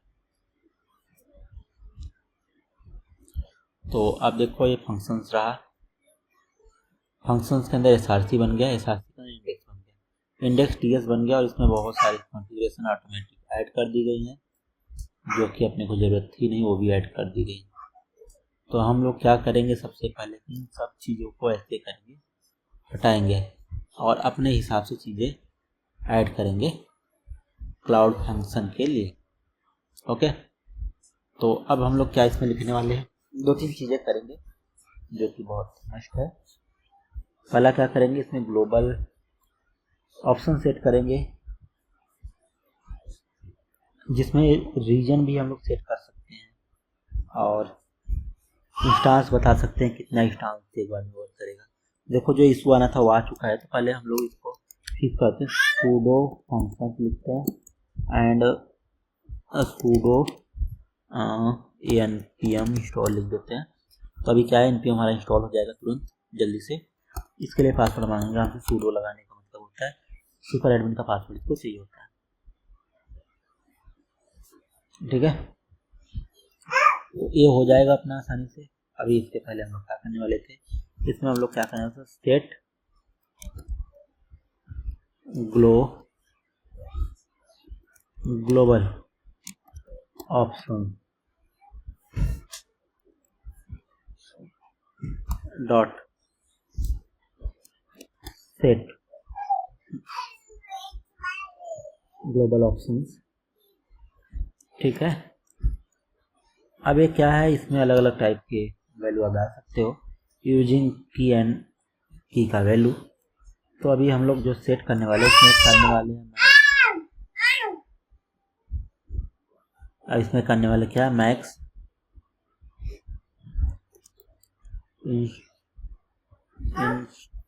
इंस्टांसेस इस टू 10 बता दिया। एंड देखो ये अभी एरर बता रहा है बिकॉज हमें एक इंपोर्ट भी चाहिए यहाँ पर जिससे हैंडल होता है। तो देखो अभी जो हम npm इंस्टॉल कर रहे थे इसमें भी कुछ वर्जन का इशू आ रहा है, तो उसको भी फिक्स करेंगे हम लोग। तो अभी हम लोग इंपोर्ट एक डालते हैं इसके अंदर।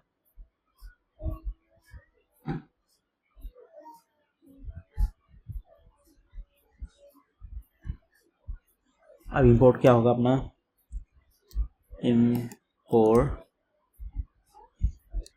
asterisk as set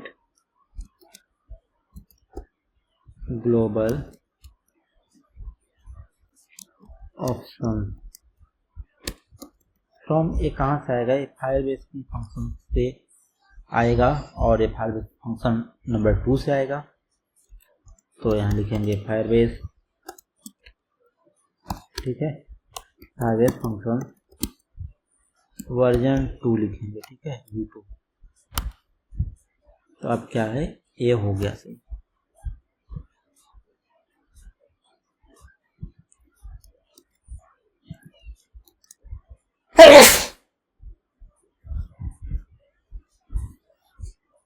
एक कर दिया सही।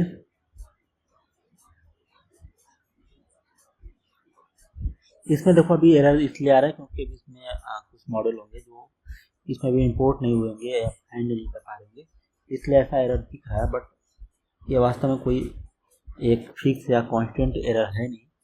चलो एक दूसरा एक और इंपोर्ट हम लगते हैं यहाँ पर, इंपोर्ट एस्ट्रिक एज एडमिन बताएंगे, क्योंकि हम लोग क्लाउड पे काम करें तो क्लाउड का जो एडमिन होगा वही सब कुछ हैंडल करेगा इन सब चीज़ों को।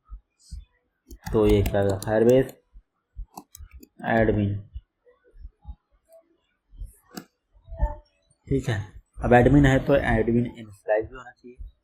चलो एडमिन को इनिशियलाइज भी कर देते हैं। तो हम एडमिन स्लैश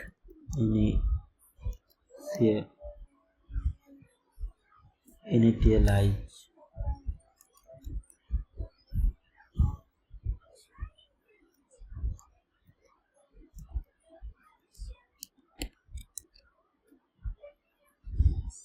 ठीक है। एक बार का एप्लीकेशन ही है, बट भले ही सर्वर साइड हो रहा है कहीं भी हो रहा है, बट बाकी एप्लीकेशन है, ठीक है। तो ये कह रहा है कि दर्जना चाहिए, कोई बात नहीं, हम इंस्टांस अभी ले लेते हैं यहाँ से और देखते हैं इसके अंदर क्या क्या है। हो सकता है कुछ स्पेलिंग गलती हो, तो डॉट लगाकर फिर से करेंगे सेट ग्लोबल ऑप्शन, ठीक है। स्पेलिंग का कोई इशू नहीं है, तो अब इसको डाल सकते हैं। तो क्या एडमिन और ग्लोबल इंस्टांस बता दी कि 10 इंस्टांस हीट कर सकते हैं किसी भी चीज़ को, एक फंक्शन को एक बार में 10, मतलब एक बार में 10 क्लिक कर सकते हैं। तो मतलब एक में 10 टाइम क्लिक कर सकते हैं, ऐसे आप समझ सकते हो।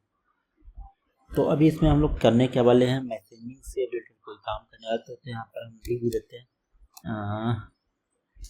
नोटिफिकेशन देते हैं, ठीक है, स्लैश index.ts। इसमें कोई भी काम करोगे तो index.ts लिखना बहुत ही जरूरी है, क्योंकि हर एक चीज़ अपने आप में सिंगल मॉड्यूल या इंडेक्स होता है। तो अब हम मॉड्यूल कोड करने वाले हैं, तो इसमें मॉड्यूल लिखेंगे डॉट, इसको एक्सपोर्ट करेंगे, मतलब export equal to dot dot dot क्या है, बहुत सारे अलग अलग मॉड्यूल आएंगे तो बहुत अलग अलग नेम भी आएंगे तो नोटिफिकेशन, ठीक है,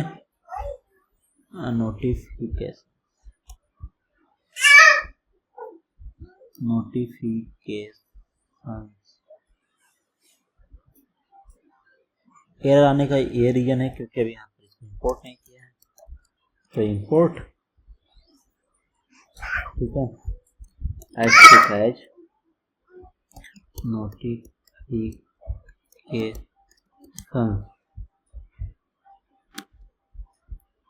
ठीक, नोटिफिकेशन फ्रॉम, उसके बाद हम लोग डॉट फाइल फोल्डर में है, फॉर्म फोल्डर के नोटिफिकेशन में, ठीक है, तो ऐसे इंपोर्ट कर लेते हैं। एरर इसलिए आ रहा है क्योंकि अभी इसके अंदर हम लोग कुछ किए नहीं है, मतलब कोई काम नहीं किए हैं। इस नोटिफिकेशन में जो ही काम करेंगे तो एरर भी क्या हो जाएगा, ऑटोमेटिक हट जाएगा, ठीक है। तो एक बार इसको डिलीट करते हैं, आई थिंक यहाँ कोई इशू रह गया है, फोल्डर में ही नामकरण कर दिए इसका। तो अभी हम फाइल बनाएंगे index.ts नोटिफिकेशन के अंदर, ये बन गया यार, इंडेक्स स्पेलिंग गलत हो गई,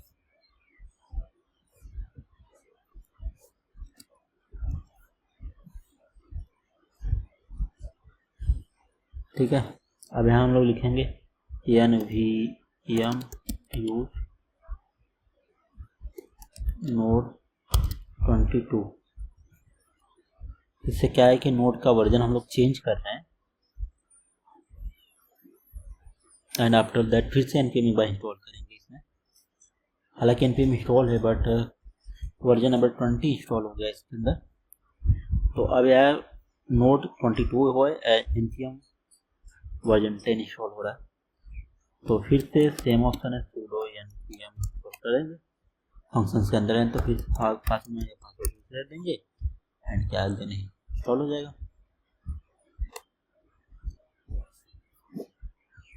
तो पासवर्ड गलत हो गया, लो भाई फिर से दे दी, इस बार तो गलत नहीं होगा ना।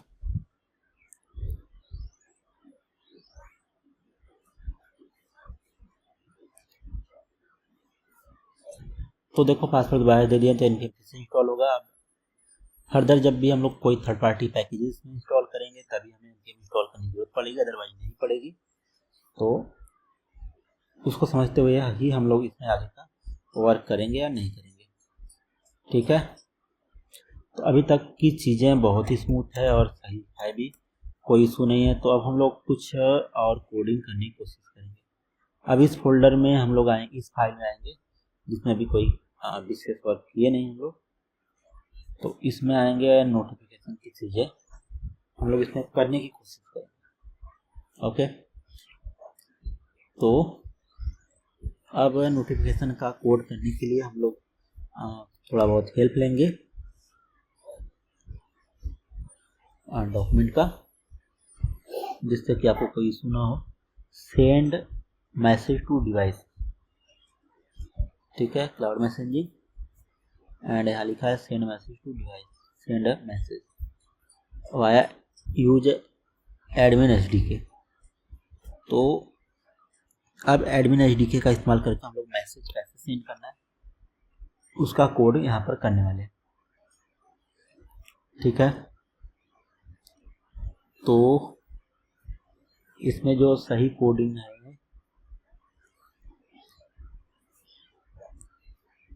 वो ये है,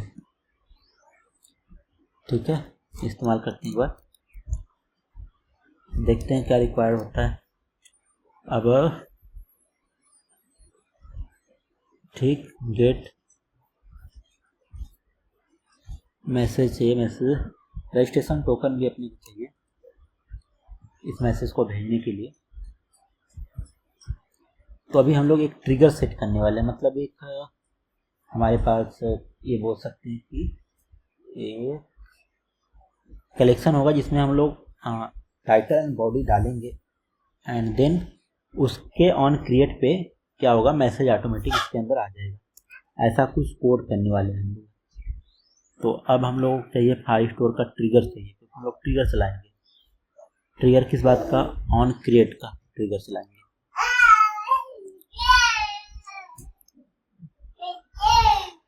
तो चलो ऑन ट्रिगर का पहले देखते हैं कहाँ मिलता है अपने को। तो अपने पास है, सर्च कर लेते हैं फायर स्टोर ट्रिगर। ठीक है, पहले वाले लिंक पे जाएंगे। ये भी जनरेशन वाइज है तो बट हम लोग सेकेंड जनरेशन का चाहिए, तो यहाँ लिखा है ऑन डॉक्यूमेंट क्रिएट। ये है पहला ट्रिगर, ये इस्तेमाल करते हैं। तो यहाँ पर लिखेंगे पहले कॉन्स्ट, ठीक है, नेम लिखते हैं जिस फंक्शन को हमें ट्रिगर कराना है, तो हम लोग लिखते हैं ऑन नोटिफिकेशन क्रिएट नाम का फंक्शन बनाएंगे। ठीक है, तो फंक्शन का नाम आपको बता दिए क्या है।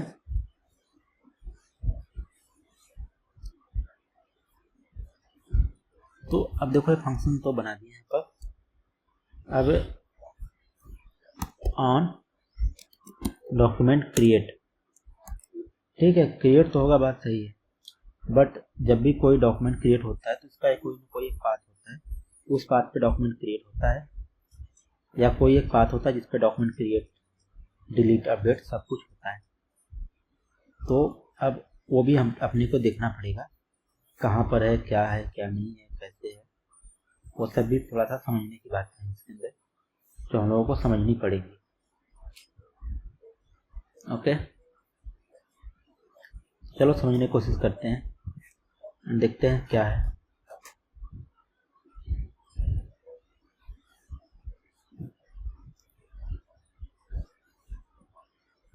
तो अब जैसे कि हम लोग डालेंगे जो डेटा अपना डालेंगे नोटिफिकेशंस,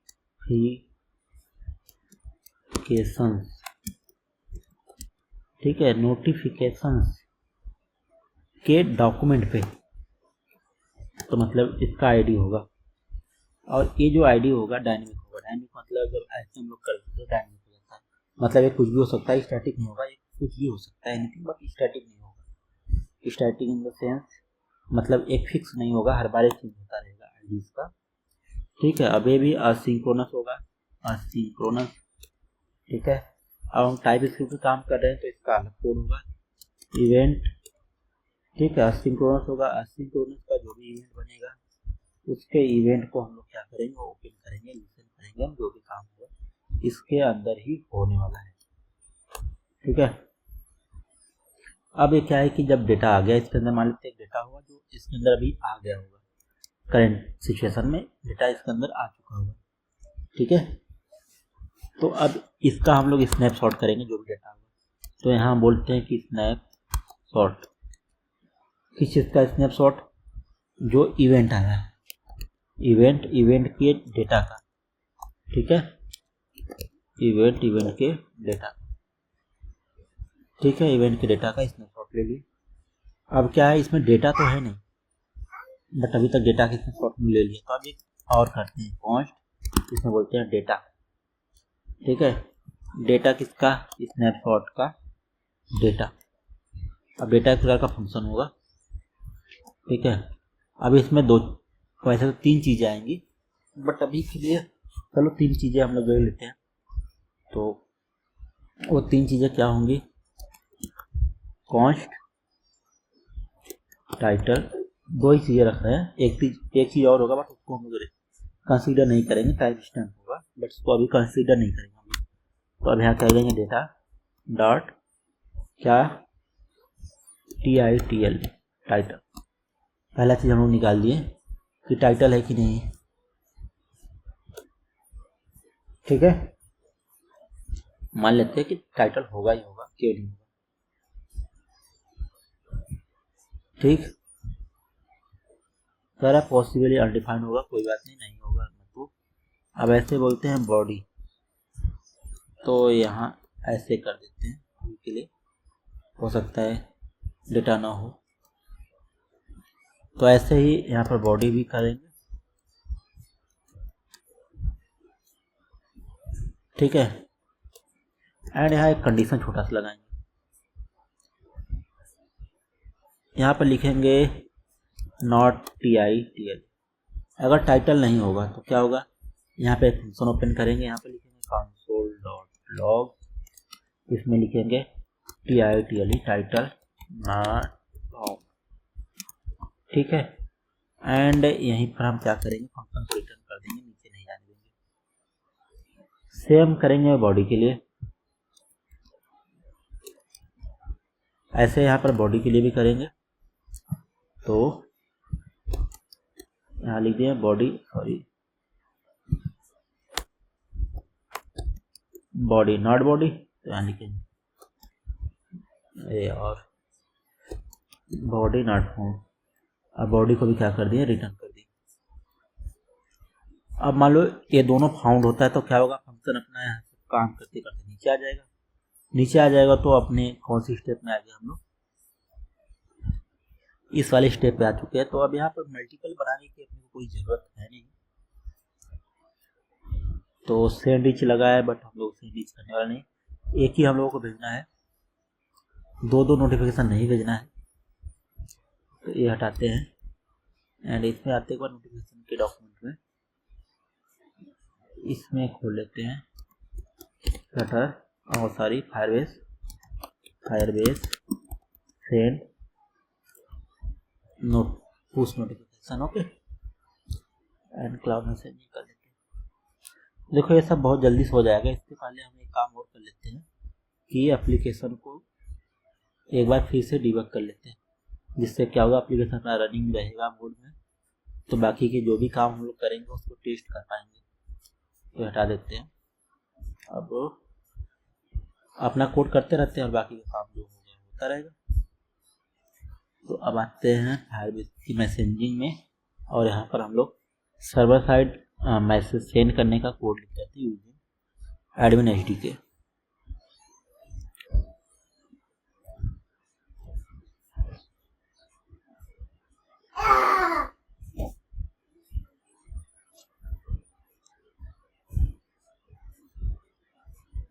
तो स्पेसिफिक डिवाइस पे मैसेज सेंड करने का कोड यही है। डेटा चाहो तो भेज सकते हो,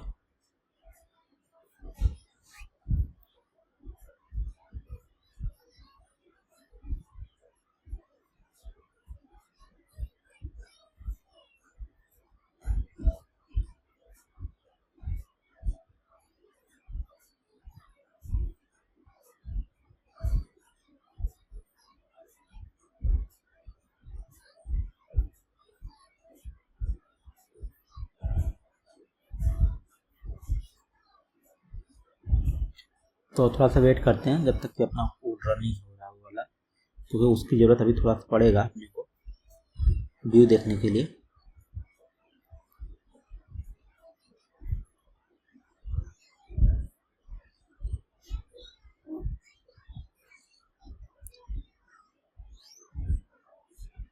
चलो तो अभी क्या करते हैं, इसको हटाते हैं यहाँ से, ठीक है।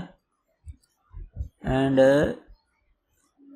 अंदर इसको नहीं लिखते, इसका भी एक अलग फंक्शन बना लेते हैं। यहाँ पर फंक्शन असिंक्रोनस फंक्शन बनाएंगे, असिंग,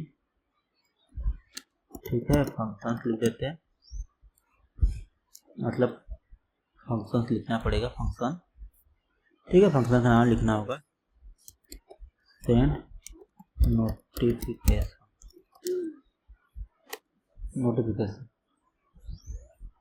और इसमें हम लोग दो चीज़ पास करेंगे। पहला TITLE टाइटल क्या होगा, अपना स्ट्रिंग टाइप होगा। एंड दूसरा क्या पास करेंगे, बॉडी भी क्या होगा, स्ट्रिंग टाइप होगा। एक चीज़ और पास करेंगे, वो है टोकन इस टू FCM टोकन, बट ये भी किस टाइप का होगा, स्ट्रिंग टाइप का ही होगा। तो तीन चीज़ पास कर लेंगे एंड ये तीन चीज़ मिलते ही हम लोग क्या करेंगे, नोटिफिकेशन सेंड करेंगे। बट ये मल्टीपल वाला नहीं करते हैं, सिंगल वाला करेंगे। तो अभी पहले इस फंक्शन का कोडिंग प्रॉपर कर लेते हैं, उसके बाद की चीज़ें करेंगे, ठीक है। तो देखो अपने पास बॉडी आएगा, सब कुछ आएगा, अभी टोकन बस वैलिडेट नहीं करना है।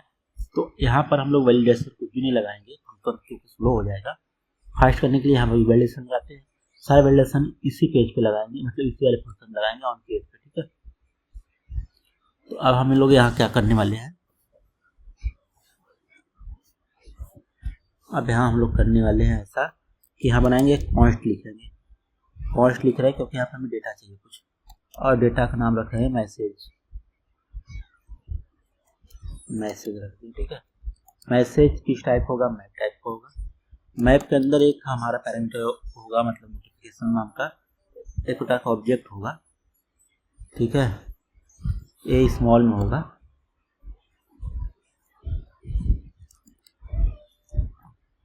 ठीक। अब इसके अंदर क्या होगा, टाइटल पास होगा अपना, दूसरा क्या होगा इसमें पास, बॉडी होगा पास, ठीक है, दो काम हो गए। अब तीसरा अपने को चाहिए टोकन, टोकन भी एक प्रकार का मतलब डेटा है की वैल्यू वाला, तो टोकन में डायरेक्ट टोकन आ जाएगा, बस बात करते। जब कोई मतलब टीएस में टाइपस्क्रिप्ट में जब भी कोई ऐसा कोडिंग करते हो जिसमें मतलब इनकमिंग डेटा और राइट साइड या की एंड वैल्यू दोनों सेम हो, तो मतलब दोनों का नाम सेम हो, ऐसा कुछ क्लियर हुआ है तो बार बार लिखने की जरूरत नहीं पड़ती, सीधे से पास करनी होती है। इसलिए देखो टाइटल को भी टाइटल डायरेक्ट पास कर दिए, बॉडी को डायरेक्ट पास कर दिए बॉडी, और टोकन को डायरेक्ट टोकन पास कर दिए। अब मैसेज यहाँ तक अपना रेडी है। अब ये मैसेज को अपने को भेजने के लिए बस पास करना है, इतना ही काम बस बचा है। तो अब यहाँ पर हम रिटर्न लगाएंगे, ठीक है, क्या लगाएंगे, रिटर्न। रिटर्न क्या लगाएंगे, गेट मैसेजिंग, एक प्रकार का ऑब्जेक्ट है, डॉट इसमें क्या करेंगे हम लोग, सेंड कर देंगे। फॉर ईच का ऑप्शन है, फॉरकास्ट है, बहुत सारी चीज़ें, तो फॉर ईच मतलब सेंड एक सिंगल मैसेज सेंड करना था। अब मैसेज को मैसेज पास कर देंगे जो ऊपर हम लोग ऑब्जेक्ट बना दिए, ठीक है। मैसेज पास हो जाएगा तो कुछ ना कुछ रिस्पॉन्स देगा, तो रिस्पॉन्स आएगा अपना देन में आएगा, ठीक है। देन में क्या आ रहा है, अपना एक रिस्पॉन्स आ रहा है, तो यहाँ लिख देंगे रिस्पॉन्स, ठीक है। यहाँ एक तरीके का ऑब्जेक्ट है, मतलब एक साइड ऑब्जेक्ट है, इसमें कुछ भी आप डाल सकते हो जो आपकी इच्छा हो डालने की, ठीक है। अभी यहाँ क्या कर दें, देन आ गया, देन में क्या करेंगे हम लोग, मतलब अपना मैसेज सेंड हो गया, तो यहाँ पर कंसोल कर सकते हो, कंसोल डॉट लॉग, लॉग क्या कर सकते हैं, यहाँ लिख देते हैं सक्सेसफुली सेंड,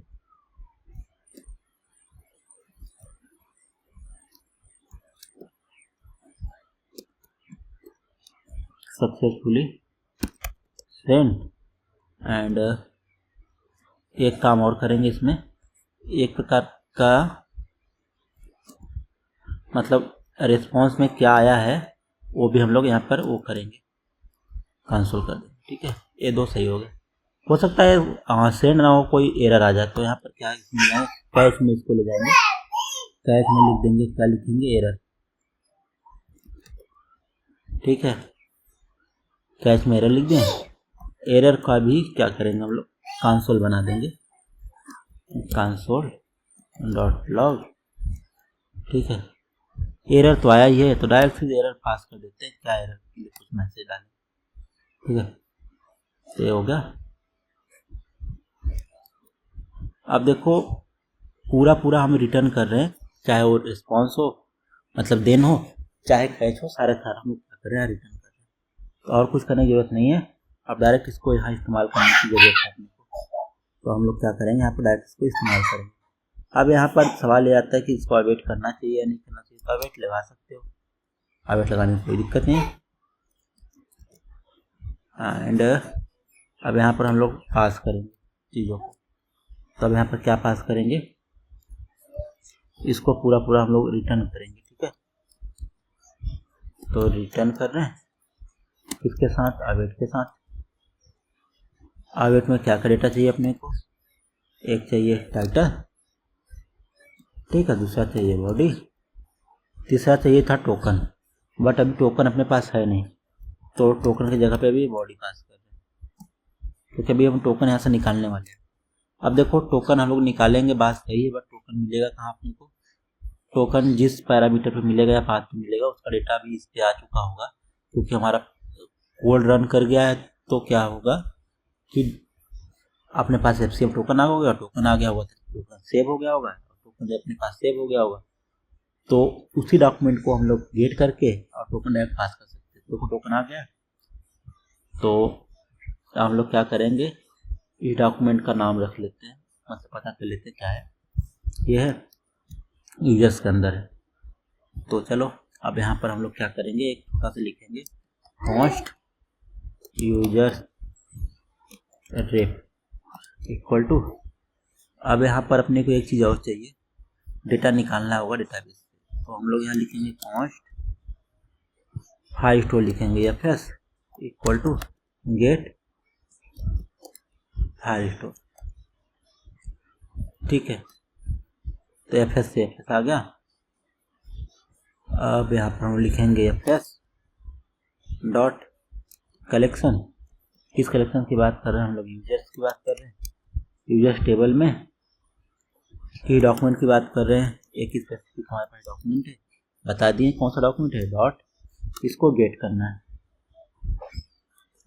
ठीक है, एक गेट करके यहाँ रिस्पॉन्स दे देगा, तो गेट जब करेंगे तो यहीं पर हम लोग अवेट कर लेते हैं, अवेट। ठीक है, अवेट कर लिए। अब यहाँ पर हम लोग ये लिखेंगे यूजर रेफ डॉट एग्जिस्ट, तो सिर्फ नॉर्मल एग्जिस्ट लिखेंगे क्योंकि पूरा एग्जिस्ट सपोर्ट नहीं कर रहा। अगर मान लो नहीं एग्जिस्ट करता तो नॉट आएगा, और अगर नॉट आता है तो हम लोग यहाँ क्या करेंगे, एक कंसोल दे देंगे, कंसोल डॉट लॉग कर देंगे, और इसमें बोल देंगे कि भाई हमारे पास क्या नहीं मिला, डेटा हमें नहीं मिला। यहाँ बोल देंगे कि डॉक नॉट एग्जिस्ट, कौन सा doc not exist, user doc not exist. तो भाई हम लोग रिटर्न कर दिए, नीचे जाने नहीं दिए, बोले भाई जब डेटा हमें मिला ही नहीं, बिना टोकन का हम वैसे भी नहीं भेज पाएंगे, तो नीचे मत जाओ। और मान लेते कि मिल गया डेटा, मतलब ये मिल गया, यूजर रेफ मिल गया, तो अपने को अब क्या चाहिए, टोकन चाहिए। तो यहाँ लिखेंगे const user data, sorry user date लिखा गया, user data user ref dot data. ठीक है, अब यहाँ हम कहेंगे कि भाई कॉस्ट टोकन में दे दो। ठीक है, टोकन इक्वल टू क्या होगा, यूजर डेटा डॉट टोकन। ठीक है, देख लो टोकन नाम के ही में है, किसी और में तो टोकन नाम के की में ही टोकन है, तो टोकन ले लेते हैं यहाँ से। अब देखो ये क्या है कि नल भी आ सकता है, तो यहाँ नल को हैंडल कर लेते हैं, एंड यहाँ चेक भी कर लेते हैं कि नल है या नहीं है। ठीक है, तब यहाँ हम लिखेंगे टोकन। ठीक है, यहाँ लिख देते हैं नॉट टोकन, नहीं टोकन होगा तो सीधी सी बात वही है कि भाई रिटर्न कर दो। ठीक है, रिटर्न कर दिए, एंड इसके पहले कंसोल भी देखते हैं जिससे पता रहेगा अपने का कौन सी स्टेज में है। जब कंसोल हम लोग चेक करेंगे तो यहाँ लिख देंगे यूजर टोकन नॉट फाउंड। ठीक है, और मान लो सब कुछ आ ही गया है, तो टोकन मिल चुका है, टोकन मिल गया है, टोकन पास कर देंगे, टोकन पास करके रिटर्न कर देंगे सेट करके, सिंपल सा, बस इतना ही बात था। अब ये सब यहाँ तक सब कुछ सही है आपका। अब ये सब हम लोग क्या कर सकते हैं, डायरेक्ट इस्तेमाल कर सकते हैं। अब देखो ये क्या है, इसी फंक्शन तक इस्तेमाल होगा, बट हमें क्या करना है, ये इस्तेमाल कहाँ करना है, ये करना है अपने मॉड्यूल में एक्सपोर्ट करना है। यहाँ एक्सपोर्ट नहीं लगाओगे तो यहाँ एक्सेस नहीं हो पाएगा, यहाँ लगाएंगे एक्सपोर्ट। ठीक है, अब एक्सपोर्ट लिख देंगे तो यहाँ पर एक्सेस कर सकते हैं।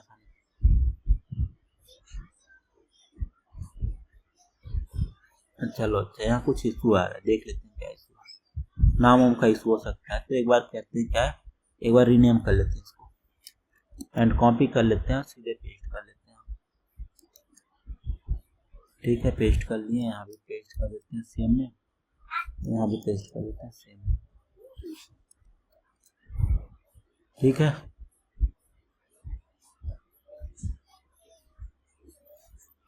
तो नोटिफिकेशन सही पास किए हैं, टीएस में रेड लाइन दिखा रहा है,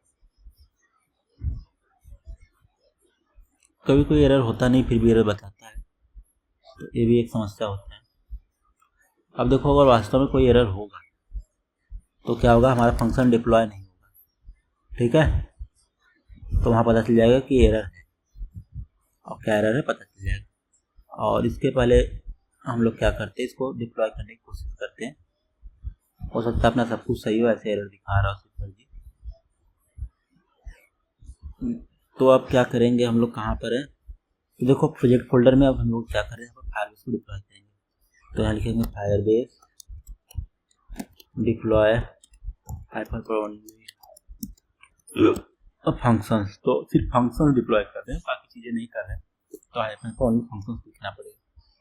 तो अब वेट करते हैं जब तक ये डिप्लॉय ना हो जाए, तभी हमारा सारा ऑपरेशन हो पाएगा, अदरवाइज नहीं हो पाएगा। तो वेट कर लो एंड देखना पड़ेगा कैसे डिप्लॉय होता है चीज़ें।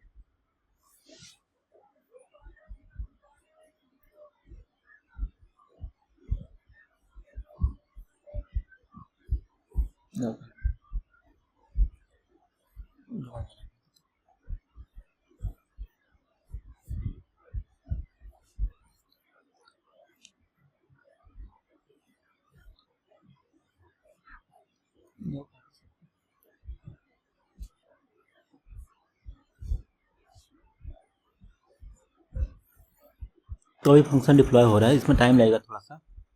जब तक कि इसमें टाइम लग रहा है तब तक लोगों को वेट करना होगा। वेट करने के अलावा कोई ऑप्शन है नहीं अभी अपने पास। थोड़े बहुत और सेटिंग बचे, उसको भी चाहो तो कर सकते हो, इच्छा हो तो नहीं कर सकते हो, जैसे आप समझिए। जैसे कि चलो देख लेते हैं थोड़े बहुत सेटिंग जब तक कि डिप्लॉय हो रहा है। सेटिंग क्या है, सेटिंग अपना ये है कि फ्लटर के लिए इसको सेटअप करना था। क्लाउड मैसेजिंग में आ गए, इंट्रोडक्शन में आ गए, फ्लटर प्लेटफॉर्म के लिए अभी रिसीव करने का कुछ बनाया नहीं हम लोग, तो रिसीव करने का बना लेते हैं, ठीक है। तो उसके लिए क्या करना होगा, इधर देखो यहाँ कुछ स्टेट बताया है कि कौन कौन से स्टेट में काम करता है। गेट इनिशियल स्टेट मतलब open from the terminated state. Terminated state में अगर एप्लीकेशन है, अगर उस स्टेट पे हम लोग क्या कर रहे हैं, एप्लीकेशन को ओपन कर रहे हैं, तब के लिए ये हमें इस्तेमाल करेंगे। Open app stream post remote when the open background, background कर रहे हैं तो ये इस्तेमाल करेंगे हम लोग। तो ये सब कुछ स्टेट है जिसका इस्तेमाल करके हम लोग इस एप्लीकेशन के स्टेट को भी हम लोग मतलब हैंडल कर सकते हैं। तो ये भी अभी अपने को इस्तेमाल करना पड़ेगा, सेटअप करना पड़ेगा, मतलब रिसीव करने के लिए मैसेज को। तो रिसीव मैसेज में फ्लटर एप लिखा है, इस पर क्लिक कर लो। फोरग्राउंड बैकग्राउंड टर्मिनेटेड 3 स्टेट होते हैं। फोरग्राउंड मतलब जब चल रहा, बैकग्राउंड मतलब क्या करते हैं जब एप्लीकेशन पॉज हो या बैकग्राउंड मोड में हो, टर्मिनेटेड मतलब जब एप्लीकेशन फुल से बंद हो। 3 स्टेट में नोटिफिकेशन आता है अपना, और 3 स्टेट में नोटिफिकेशन कैसे हैंडल करते हैं, प्रोसेस करते हैं, उसके बारे में ये है सारा मिला जुला कर। तो चलो नीचे चलते हैं एंड देखते हैं ये कौन सा स्टेट है, फोरग्राउंड स्टेट है। तो फोरग्राउंड स्टेट का लिख लेते हैं कोड, ठीक है। तो जो हम लोग सर्विस बनाए थे क्लाउड मैसेजिंग नाम से, इस सर्विस में आ गया एंड यहाँ पर पेस्ट कर लिए कोड को, ठीक है।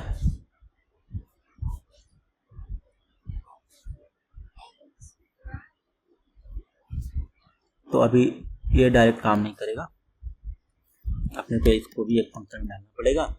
इसको लिखना होगा फोरग्राउंड स्टेट, लिख लेते हैं, नामकरण है बस एक छोटा सा, और इसका कोई मतलब नहीं विशेष, सॉरी नीचे जाएगा, ठीक है। ये हो गया फोरग्राउंड स्टेट के लिए। एंड देख लें पहले जो हम लोग डिप्लॉय करते हैं उसका क्या है। तो देखो कोई ऐसा एरर है नहीं,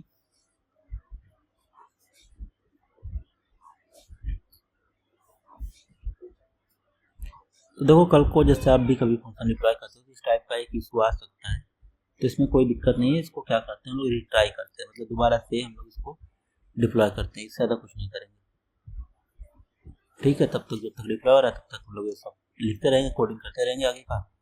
अब VM है मतलब जब बैकग्राउंड स्टेट में है तब के लिए ऐसे लिखते हैं, और मेन एप्लीकेशन पे ही इसको डिफाइन करते हैं। तो मेन एप्लीकेशन मतलब मेन जो फाइल है उसमें करेंगे। तो मेन डॉट डॉट पे इसको डाल दिए। रिमोट मैसेज है तो इसको इंपोर्ट भी करना पड़ेगा, इंपोर्ट कर दिए। और नॉर्मल ऐसे जैसे करता वैसे चलेगा। यहाँ लिख देते हैं वार्निंग हटाने के लिए डिबग प्रिंट। ठीक है, पी को थोड़ा बड़ा कर देंगे। तो जहाँ जहाँ डिबग प्रिंट है उन सबको बड़ा करते जाएंगे। ये कोई इशू नहीं, अगर इसको पता था पहले प्री डिप्लॉय में ही पता चल जाता है। एंड डिबग प्रिंट को थोड़ा इससे रिप्लेस करेंगे। इससे क्या होता है कि अपना इशू जो दिखाता है डिबग प्रिंट पे, मतलब वार्निंग दिखाता है एक, वो नहीं दिखेगा, बाकी सब सही रहता है। ठीक है, अब जब ये हो जाता है बैकग्राउंड वाला तो इसको हैंडलर में डाल देना पड़ता है। एंड इसके ऊपर डालना पड़ता है एप्लीकेशन के जस्ट ऊपर। तो एप्लीकेशन जहाँ स्टार्ट होता है अपना रन होता है उसके जस्ट ऊपर ऐसे डाल देंगे। ठीक है, इसको फॉर्मेट कर लेते हैं इस पेज को, जो भी अगर कोई चेंजेस हुआ फिर हम हो जाएगा। होगा सही। ठीक है, बैकग्राउंड स्टेट तो अभी तक अपना सही हो गया। अब जो स्टेट बचा है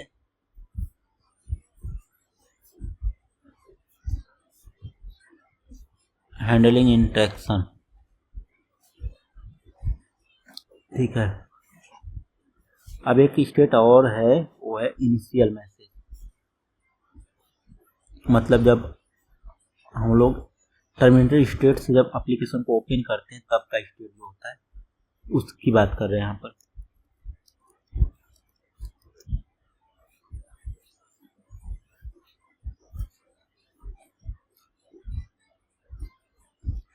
ठीक है, तो इसकी भी कोडिंग इसी में करेंगे।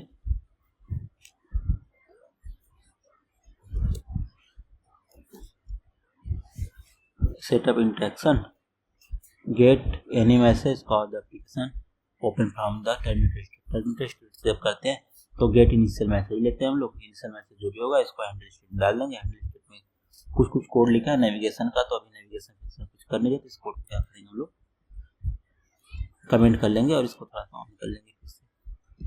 ठीक है, यहाँ तक अपना सही है, कोई इशू नहीं है।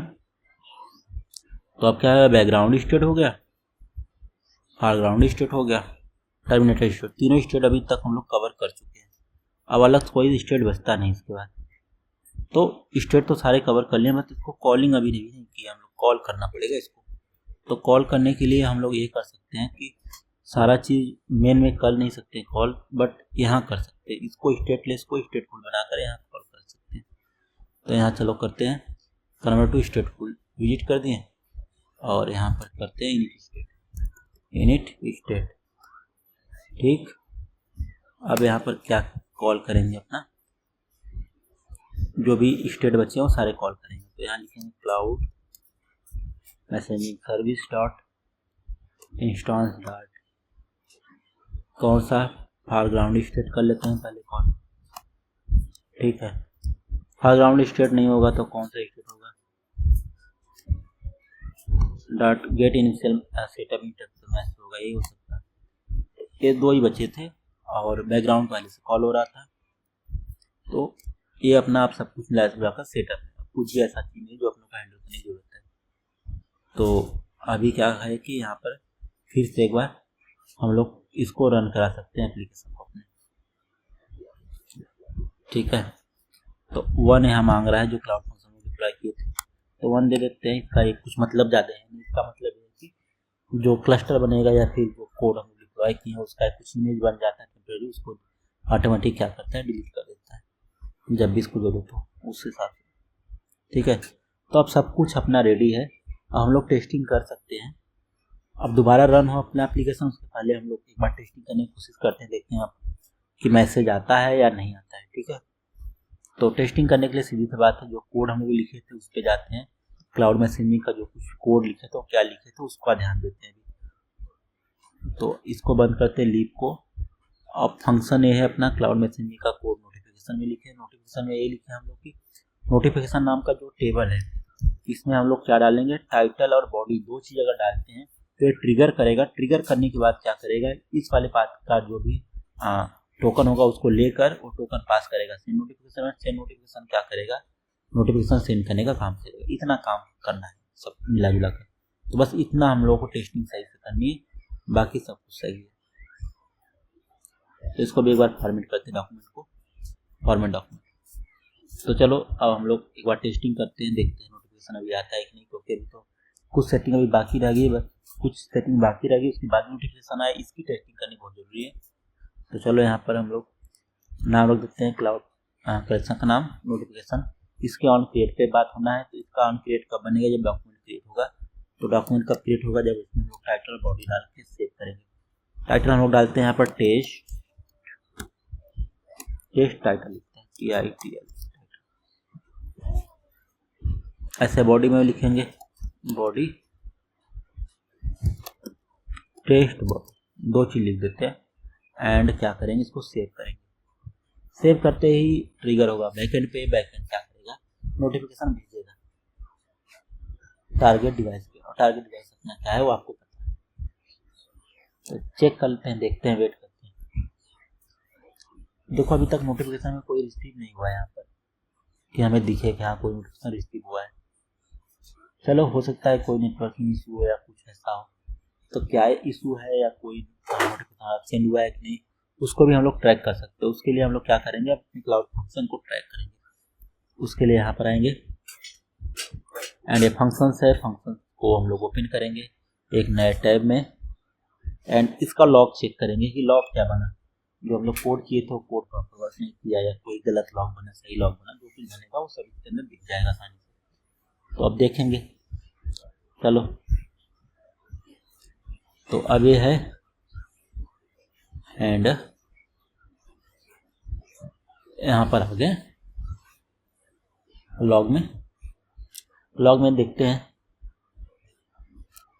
अब देखो यहाँ पर क्या है, फंक्शन इस नाम से क्रिएटेड है एंड यहाँ पर लॉग भी बनेगा, वो भी चेक करेंगे हम लोग।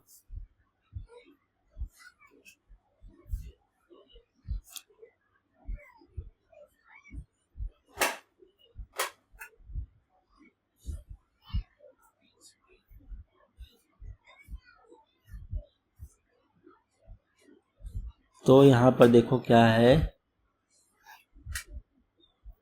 Permission deny service. तो पहले वाले में तो ये आ गया था जब डिप्लॉय कर रहे थे, बट दूसरे वाले में क्या है, सक्सेसफुली सेंड। तो देखो नोटिफिकेशन क्या है, सक्सेसफुली सेंड हो चुका है, बट हमें रिसीव नहीं हुआ है। वो हमारा बैड लक है, क्यों नहीं हुआ वो अलग बात है। बट वहाँ से क्या है कि सर्वर पे नोटिफिकेशन को सेंड कर दिया गया है। तो एक बार फिर से हम लोग ट्राई करेंगे, जब ये एप्लीकेशन रन कर जाता है, प्रॉपर इंस्टॉल हो जाता है, तो फिर से एक बार ट्राई करेंगे, देखेंगे कि ये काम क्यों नहीं किया। तो एक चीज़ और इसमें डाल देते हैं, नोटिफिकेशन को रिसीव करने के लिए इंटरनेट का परमिशन डाल देते हैं। ये एक प्रॉब्लम हो सकता है इंटरनेट परमिशन। तो यहाँ पर लिखना पड़ेगा यूज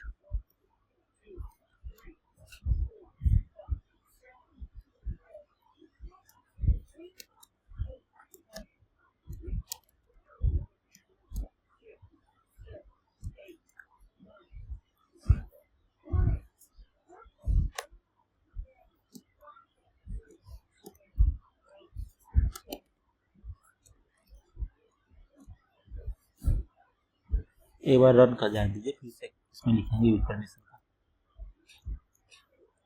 ठीक है, प्रोजेक्ट फिर से हमारा रन कर गया, जो भी टोकन आया होगा टोकन फिर से सेव हो गया होगा। एंड यहाँ पे लिखते हैं use permission, use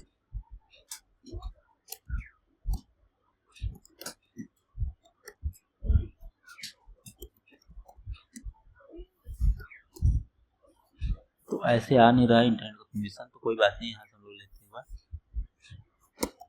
Android internet permission manage, ठीक है, connect to the network, Android permission dot internet नाम से आएगा। ये दो है, दोनों को ही डाल लेते हैं, ठीक है।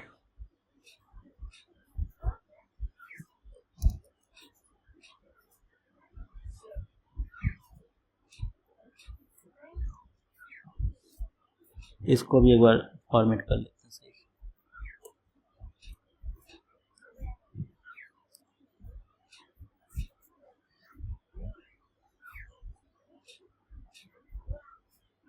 एप्लीकेशन रीस्टार्टेड, एप्लीकेशन में 12 सेकेंड कुछ समय में क्या हुआ है, ये रिस्टार्ट हो चुका है एप्लीकेशन अपना। तो इससे क्या करेंगे, इस एप्लीकेशन को हम लोग चेक करेंगे एंड देखेंगे कि नोटिफिकेशन हमारा अभी भी रिसीव हो रहा है, अभी भी सेम इशू है, वो देखने की कोशिश करेंगे। ओके, तो अभी हम लोग क्या करें, इसको बैकग्राउंड स्टेट में डाल दें। तो इस पर क्लिक करने के बाद बैकग्राउंड किया जाए, तो एप्लीकेशन अभी बैकग्राउंड स्टेट में है। एंड फिर हम लोग उसको क्या करने वाले हैं, टेस्ट करने वाले हैं। टेस्ट करने के लिए सेम ऑप्शन अपना करेंगे, टाइटल लिखेंगे TITLE, टाइटल लिखेंगे टेस्ट, ठीक है, बॉडी लिखेंगे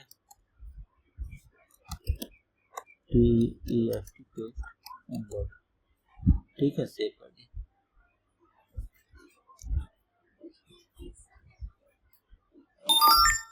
तो देखो आवाज भी किया तो नोटिफिकेशन आ भी गया अपना बैकग्राउंड स्टेट में, test and test body.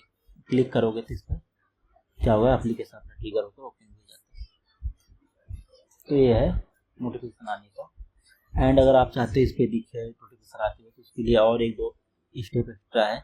Local notification का भी इस्तेमाल कर सकते हो कि नोटिफिकेशन का एक UI भी बनाया जा सके, या अपने से भी कोई एक UI बना सकते हो नोटिफिकेशन का, अगर आप चाहो तो भी बना सकते हो। तो आपकी इच्छा है कैसा UI दिखाना है, कैसा नहीं, तो आप प्लीज बना सकते हो। तो टोटल मिलाकर ये रहा आज का लेक्चर। एंड कैसा लगा वीडियो आप कमेंट करके बताना। एंड कोई डाउट हो, कुछ भी हो तो आप कमेंट में पूछ सकते हो आसानी से, उसका भी आपको जवाब मिलेगा। Thank you.